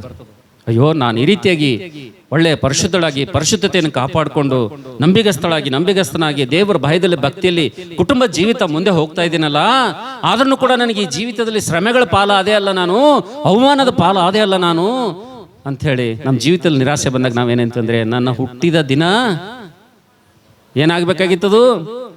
ಹಾಳಾಗಿ ಹೋಗ್ಬೇಕಾಗಿತ್ತು ಅಂಥೇಳಿ ಯೋಬನಿಗೆ ನಿರುತ್ಸಾಹ ಬಂದಂಥ ಸಂದರ್ಭದಲ್ಲಿ, ನಿರಾಸೆ ಬಂದಂಥ ಸಂದರ್ಭದಲ್ಲಿ ತನ್ನ ಜೀವಿತದಲ್ಲಿ ಆತನು ಹೇಳ್ತಾನೆ, ತನ್ನ ಜನ್ಮದಿನವನ್ನು ಆತನು ಶಪಿಸುವಂಥದ್ದನ್ನೆಲ್ಲ ನಾವು ನೋಡ್ತಿದ್ದೇವೆ ಅಂತೇಳಿ. ಹಲ್ಲೆಲೂಯಾ. ನನ್ನ ಪ್ರೀತಿಯ ತಮ್ಮ, ಪ್ರೀತಿ ತಂಗಿ, ಎಷ್ಟು ಸಲ ನಾವು ನಮ್ಮ ಜೀವಿತದಲ್ಲಿ ಈ ರೀತಿಗೆ ಆಲೋಚನೆ ಮಾಡಿಲ್ಲ. ದೊಡ್ಡ ದೊಡ್ಡ ಭಕ್ತರ ಜೀವಿತದಲ್ಲೇ ಕಷ್ಟಗಳು ಬಂದಿವೆ. ಕಷ್ಟಗಳು, ಶ್ರಮೆಗಳು ತಮ್ಮ ತಂಗಿ ಕೇವಲ ನಿನಗೆ ಮಾತ್ರ ಬಂದಿಲ್ಲ. ಕೇವಲ ನೀನೊಬ್ಬನೇ ಕಷ್ಟ ಶ್ರಮೆಗಳ ಪಾಲಾಗಿಲ್ಲ. ನಿನಗಿಂತ ಮುಂಚೆ ಇದ್ದಂಥ ಯೋಗ್ಯರು, ನಿನಗಿಂತಲೂ ಮುಂಚೆ ಇದ್ದಂಥ ಭಯಭಕ್ತಿಯಲ್ಲಿ ಇದ್ದಂಥ ಪ್ರತಿಯೊಬ್ಬ ಶ್ರೇಷ್ಠರು, ಬಲಿಷ್ಠರು, ಎಷ್ಟೋ ಜನ ಪರಿಶುದ್ಧರು, ಅನೇಕರು ತಮ್ಮ ಜೀವಿತದಲ್ಲಿ ಶ್ರಮೆ ಸಂಕಟಗಳ ಮಧ್ಯದಲ್ಲಿ ಹಾದಿಯಲ್ಲಿ ಹೋಗಿದ್ದಾರೆ ನನ್ನ ಪ್ರೀತಿಯ ತಮ್ಮ ತಂಗಿ. ಆದರೆ ಅವರೆಲ್ಲರಿಗೂ ಬಂದಿರುವಂಥದ್ದು ಏನಪ್ಪಾ ಅಂತಂದ್ರೆ, ಮೊದಲು ಬಂದಿರುವಂಥದ್ದು ಅವರಿಗೆ ನಿರಾಸೆ, ಅವ್ರಿಗೆ ಬಂದಿರುವಂಥದ್ದು ನಿರುತ್ಸಾಹ. ಯಾಕೆ? ಯೋಬನ ಹೇಳ್ತಾ ಇದ್ದೇನೆ, ನಾನು ಹುಟ್ಟದಿದ್ದರೆ ಅದು ಚೆನ್ನಾಗಿತ್ತು ಎಂಬುದಾಗಿ ತನ್ನ ಜನ್ಮದಿನವನ್ನು ಆತನು ಶಪಿಸುವಂತವನಾಗಿದ್ದಾನೆ. ನಾನು ಹುಟ್ಟಿದ ದಿನವೂ ಅದು ಕತ್ತಲೆಯಾಗಿ ಹೋಗಲಿ, ಅದಕ್ಕೆ ಬೆಳಕು ಮೂಡದಿರಲಿ ಎಂಬುದಾಗಿ ಆತನು ತನ್ನ ಜನ್ಮದಿನವನ್ನು ಆತನು ಶಪಿಸುವಂತ ವ್ಯಕ್ತಿಯಾಗಿ ಎಷ್ಟೋ ನಿರಾಸೆಯಲ್ಲಿದ್ದಾನೆ. ಇವತ್ತು ನಾವು ನೋಡ್ತೇವೆ ನನ್ನ ಪ್ರೀತಿಯವರ ಮಕ್ಕಳೇ, ಎಲಿಯನ ಜೀವಿತ ನಾವು ನೋಡುವಂಥ ಸಂದರ್ಭದಲ್ಲಿ ಆತನ ಮಹತ್ತರವಾದಂಥ ಕಾರ್ಯಗಳನ್ನು ಮಾಡ್ತಾನೆ, ಆತನ ಅದ್ಭುತ ಕಾರ್ಯಗಳನ್ನು ಮಾಡ್ತಾನೆ, ಬಹಳ ಶ್ರೇಷ್ಠವಾದಂಥ ಮಿರಾಕಲ್ಗಳನ್ನು ಆತನ ಮಾಡ್ತಾನೆ. ಆಕಾಶದಿಂದ ಬೆಂಕಿಯನ್ನು ಕೂಡ ಇಳಿದು ಬರಂತೆ ಆತನ ಮಾಡ್ತಾನೆ. ಯಾವಾಗ ನಾವು ನೋಡ್ತೇವೆ, ಇಜ್ಬೇಲ್ ಅಂತಕ್ಕಂಥ ಒಬ್ಬ ಹೆಂಗಸು ಬಂದು, ನಾಳೆ ಇಷ್ಟೊತ್ತಿಗೆ ನಿನ್ನ ಪ್ರಾಣವನ್ನು ನಾನು ತೆಗೆದಿದ್ದರೆ ದೇವತೆಗಳು ನನಗೆ ಬೆಕ್ಕದ್ದನ್ನು ಮಾಡಲಿ ಎಂಬುದಾಗಿ ಒಂದು ಸಣ್ಣ ಮಾತನ್ನು ಹೇಳಿದ್ದರಿಂದ ನಾವು ನೋಡ್ತೇವೆ, ಈ ಭಕ್ತನು ನಾವು ನೋಡ್ತೇವೆ ಆತನು ಪ್ರಯಾಣ ಮಾಡಿ ಆತನು ಅಡವಿಯಲ್ಲಿ ಒಂದು ಜಾಲಿ ಮರದ ಕೆಳಗಡೆ ಹೋಗಿ ಕೂತ್ಕೊಂಡು, ಓ ದೇವರೇ ನನಗೆ ಸಾಕಾಯ್ತು, ಓ ದೇವರೇ ನನಗೆ ಸಾಕಾಯ್ತು, ದೇವರೇ ನನಗೆ ಸಾಕಾಯ್ತು ಎಂಬುದಾಗಿ ಆತನು ಮರಣವನ್ನು ಅಪೇಕ್ಷಿಸುತ್ತಾನಲ್ಲಿ. ಎಂಥ ವ್ಯಕ್ತಿಯಪ್ಪ ಅಂತಂದ್ರೆ, ಎಂಥ ಆತ್ಮೀಯನಪ್ಪ ಅಂತಂದ್ರೆ, ಎಂಥ ಪ್ರಾರ್ಥನೆ ಪರನಪ್ಪ ಅಂತಂದ್ರೆ ನಾವು ನೋಡ್ತೇವೆ ನನ್ನ ಪ್ರೀತಿ ದೇವರ ಮಕ್ಕಳೇ. ಆತನಂತ ಅದ್ಭುತಗಳು, ಆತನಂತ ಪ್ರವಾದಿ ನಾವು ನೋಡ್ತೇವೆ ಸತ್ಯವೇದದಲ್ಲಿ ಯಾರು ಕಾಣುವುದಿಲ್ಲ ಎಂಬುದಾಗಿ ದೇವರ ವಾಕ್ಯದಲ್ಲಿ ನೋಡ್ತೇವೆ. ಅಂತ ವ್ಯಕ್ತಿ ನಾವು ನೋಡ್ತಿದ್ದೇವೆ. ಆತನ ಒಂದು ಹೆಂಗಸಿನ ಮಾತನ್ನು ಕೇಳಿ, ಒಂದು ಹೆಂಗಸಾಡುವಂಥ ಒಂದು ಸಣ್ಣ ಮಾತನ್ನು ಕೇಳಿ ಇವತ್ತು ಎಷ್ಟೋ ಜನ ವಿಶ್ವಾಸಿ ಮಕ್ಕಳು ತಮ್ಮ ಕುಟುಂಬದಲ್ಲಿ, ತಮ್ಮ ಬದುಕಿನಲ್ಲಿ ಯಾವುದೋ ಒಂದು ಘಟನೆಗಾಗಿ, ಯಾವುದೋ ಒಂದು ಸಂದರ್ಭಕ್ಕಾಗಿ, ಯಾವುದೋ ಒಂದು ಸಣ್ಣ ಮಾತಿಗಾಗಿ ಇವತ್ತು ಎಷ್ಟು ಜನ ಇವತ್ತು ತಮ್ಮ ಒಂದು ಜನ್ಮದಿನದ ಕುರಿತು, ತಮ್ಮ ಬದುಕಿನ ಕುರಿತು, ತಮ್ಮ ಜೀವಿತದ ಕುರಿತು, ಮಕ್ಕಳ ಕುರಿತು, ಗಂಡನ ಕುರಿತು, ಇವತ್ತು ಕುಟುಂಬದ ಪರಿಸ್ಥಿತಿಗಳ ಕುರಿತು ಯಾವುದೋ ಒಂದು ಸಣ್ಣ ಸಣ್ಣ ವಿಷಯಕ್ಕೋಸ್ಕರವಾಗಿ ಇವತ್ತು ಎಷ್ಟು ಜನ ವಿಶ್ವಾಸಿ ಮಕ್ಕಳು ನಿರುತ್ಸಾಹದಲ್ಲಿಲ್ಲ. ಎಷ್ಟೋ ಜನ ಕಣ್ಣಿಗೆ ಕಾಣುವುದಿಲ್ಲ, ಬಹಿರಂಗವಾಗಿ ಬಾಯಿಂದ ಯಾರಾದರೆ ಹೇಳ್ಕೊಳ್ಳದಂತ ಪರಿಸ್ಥಿತಿ, ಆದರೂ ಕೂಡ ಹೃದಯದಲ್ಲಿ ಒಂದು ಕಿಚ್ಚಿದೆ, ಹೃದಯದಲ್ಲಿ ಒಂದು ಆವೇದನೆ ಇದೆ, ಹೃದಯದಲ್ಲಿ ಒಂದು ನೋವಿದೆ. ಆ ನೋವಿನಿಂದ ಜೀವಿತದಲ್ಲಿ ಭಯಭಕ್ತಿ ಇದ್ದವಳಾದ್ರೂ ಕೂಡ, ಭಯಭಕ್ತಿ ಆದ್ರೂ ಕೂಡ ನಾವು ನೋಡ್ತೇವೆ ಭಕ್ತರ ಜೀವಿತದಲ್ಲಿ ಬದಲಾಗಿ ಬರುವಂಥದ್ದು ನಾವು ನೋಡ್ತೇವೆ. ನಿರುತ್ಸಾಹ ಅಂತಕ್ಕಂಥದ್ದು ನಾವು ಜೀವಿತದಲ್ಲಿ ನಾವು ನೋಡ್ತೇವೆ. ಕೊನೆಗೆ ಅರಣ್ಯಕಾಂಡ ಪುಸ್ತಕದಲ್ಲಿ ನಾವು ನೋಡ್ತೇವೆ, ಈ ಒಂದು ಮೋಸೆ ಕೂಡ ರೋಷ ಹೋಗ್ತಾನೆ. ಈ ಮೋಸೆ ಕೂಡ ರೋಷ ಹೋಗ್ತಾನೆ. ಓ ದೇವರೇ, ಇಂಥ ಬಹುದೊಡ್ಡ ಈ ಜನರ ಭಾರವನ್ನು ನಾನೊಬ್ಬನ ಮೇಲೆ ನೀನು ಹಾಕುವುದು ಬಿಟ್ಟು ಅಪ್ಪ, ಇದು ನನ್ನಿಂದ ಅಸಾಧ್ಯ, ಇದು ನನ್ನಿಂದ ಆಗದ ಕೆಲಸ. ಈ ಮಹಾ ಜನಾಂಗವು ನನ್ನೊಬ್ಬನ ಮೇಲೆ ನಾನು ಹೊರಿಸಿ, ಅಪ್ಪ ಹೌದು ಸ್ವಾಮಿ, ನಾನು ಇದನ್ನು ಹೊತ್ತುಕೊಂಡು ಮುಂದೆ ಸಾಗಲಿಕ್ಕೆ ಸಾಧ್ಯವಿಲ್ಲ. ಅಯ್ಯ, ನನಗೆ ಮರಣವನ್ನು ಕೊಡು ಎಂಬುದಾಗಿ ನಾವು ನೋಡ್ತೇವೆ. ಮೋಸೆ ಕೂಡ ಭಾರವನ್ನು ತಾಳದೆ ದೇವರಿಗೆ ಮರಣವನ್ನು ಕೇಳ್ತಾನೆ, ನಿರುತ್ಸಾಹದಲ್ಲಿ ನಿರೀಕ್ಷೆಯನ್ನು ಕಳೆದುಕೊಂಡಂತೆ. ನನ್ನ ಪ್ರೀತಿಯ ತಮ್ಮ ತಂಗಿ, ನಿನ್ನ ಜೀವಿತದಲ್ಲಿ ಬರುವಂಥ ಅನೇಕ ಕಷ್ಟಗಳು, ನಿನ್ನ ಜೀವಿತದಲ್ಲಿ ಬರುವಂಥ ಅನೇಕ ಶ್ರಮೆಗಳು, ಸಣ್ಣ ಸಣ್ಣ ವಿಷಯಗಳಿಗಾಗಿ ನಿನ್ನ ಜೀವಿತದಲ್ಲಿ ಈ ರೀತಿಯಾಗಿ ನೀನು ಕೂಡ ಸೋತು ಹೋಗಿ ನಿರಾಶನಾಗಿ ಜೀವಿತದಲ್ಲಿ ಭರವಸೆಯನ್ನು ಕಳೆದುಕೊಂಡು ಎಷ್ಟು ಸಲ ನೀನು ಮರಣವನ್ನು ಅಪೇಕ್ಷಿಸಿದೆ ಎಂಬುದನ್ನು ಜ್ಞಾಪಕ ಮಾಡ್ಕೋ. ಆದರೆ ಭಕ್ತರ ಜೀವಿತದಲ್ಲಿ ಬರುವಂಥದ್ದೇ ಮೊಟ್ಟ ಮೊದಲಾಗಿ ನಿರಾಸೆ. ಒಬ್ಬ ನಿಜವಾದಂಥ ಭಕ್ತನ ಜೀವಿತದಲ್ಲಿ ಮೊಟ್ಟ ಮೊದಲಾಗಿ ಬರುವಂಥದ್ದೇ ಶ್ರಮೆ, ಸಂಕಟಗಳ ಮಧ್ಯದಲ್ಲಿ ಬರುವಂಥದ್ದೇ ನಿರಾಸೆ, ನಿರುತ್ಸಾಹ ಅಂತಕ್ಕಂಥದ್ದು ಬರ್ತದೆ. ಆದರೆ ಒಬ್ಬ ವಿಶ್ವಾಸಿ, ಒಬ್ಬ ದೇವ್ರ ಮಗನು, ಒಬ್ಬ ದೇವ್ರ ಮಗಳು ನಾವು ನೋಡ್ತೇವೆ, ಯೋಬನ ಜೀವಿತದಲ್ಲೂ ಕೂಡ ನಿರಾಸೆ ಬಂತು, ನಿರುತ್ಸಾಹ ಬಂತು. ತನ್ನ ಜನ್ಮ ದಿನವನ್ನು ಆತನು ಶಪಿಸಿದನು. ನಾನು ಯಾಕೆ ಹುಟ್ಟಿದೆ?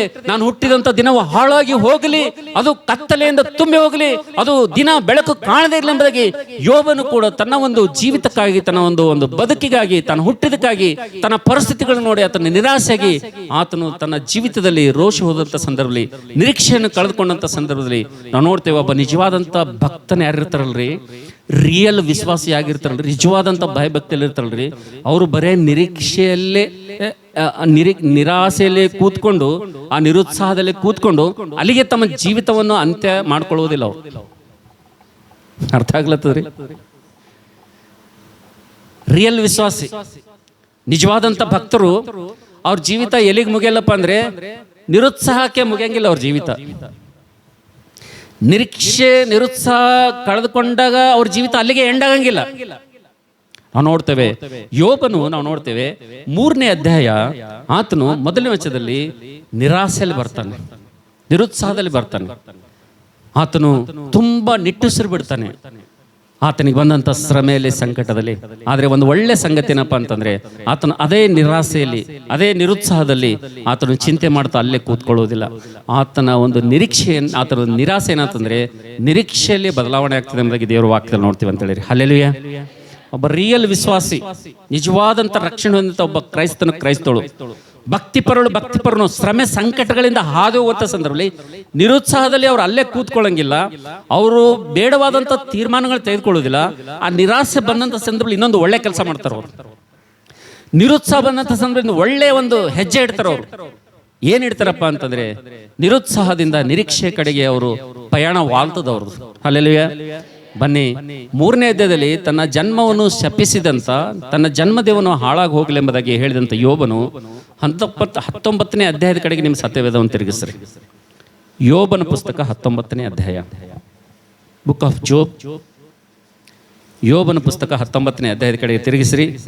ರಿಯಲ್ ವಿಶ್ವಾಸಿ, ನಿಜವಾದಂಥ ವಿಶ್ವಾಸಿ, ಅವರು ಕಷ್ಟ ಶ್ರಮೆಗಳಲ್ಲಿ ಅವರೊಂದು ನಿರೀಕ್ಷೆ ಹೆಂಗಿರ್ತದೆ ಅಂತೇಳಿ 25ನೇ ವಚನವಾದಮ್ಮ 19-25.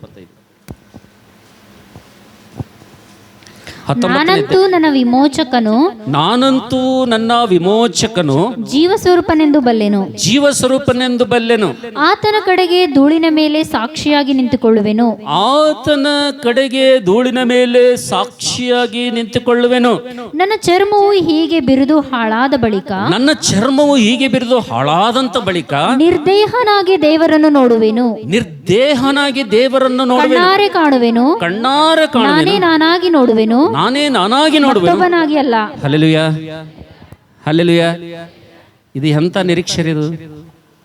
ಯೋಬ ಹೇಳ್ತಾ ಇದ್ದಾನೆ 3ನೇ ಅಧ್ಯಾಯದಲ್ಲಿ ನಿರೀಕ್ಷೆಯನ್ನು ಕಳ್ಕೊಂಡಂತ ವ್ಯಕ್ತಿ ಆತನಲ್ಲಿ ಅಲ್ಲಿಗೆ ಕೂತ್ಕೊಳ್ಳದೆ ಆತನ ಪ್ರಯಾಣ ಎಲ್ಲಿಗೆ ಬಂತಪ್ಪ ಅಂತಂದ್ರೆ ಆತನ 19ನೇ ಅಧ್ಯಾಯದಲ್ಲಿ ಆತನ ಹೇಳ್ತಾ ಇದ್ದಾನೆ, ನನ್ನ ದೇವರನ್ನು, ನನ್ನ ಜೀವ ಸ್ವರೂಪನಂತ ವಿಮೋಚಕನಾದಂಥ ದೇವರನ್ನು ಮತ್ತೊಬ್ಬನಾಗಿ ನಾನು ನೋಡುವುದಿಲ್ಲ, ನಾನೇ ನನ್ನ ಕಣ್ಣಾರೆ ನೋಡ್ತೀನಿ ಅಂತ ಹೇಳ್ತಾನೆ. ಹಲ್ಲೆಲೂಯಾ.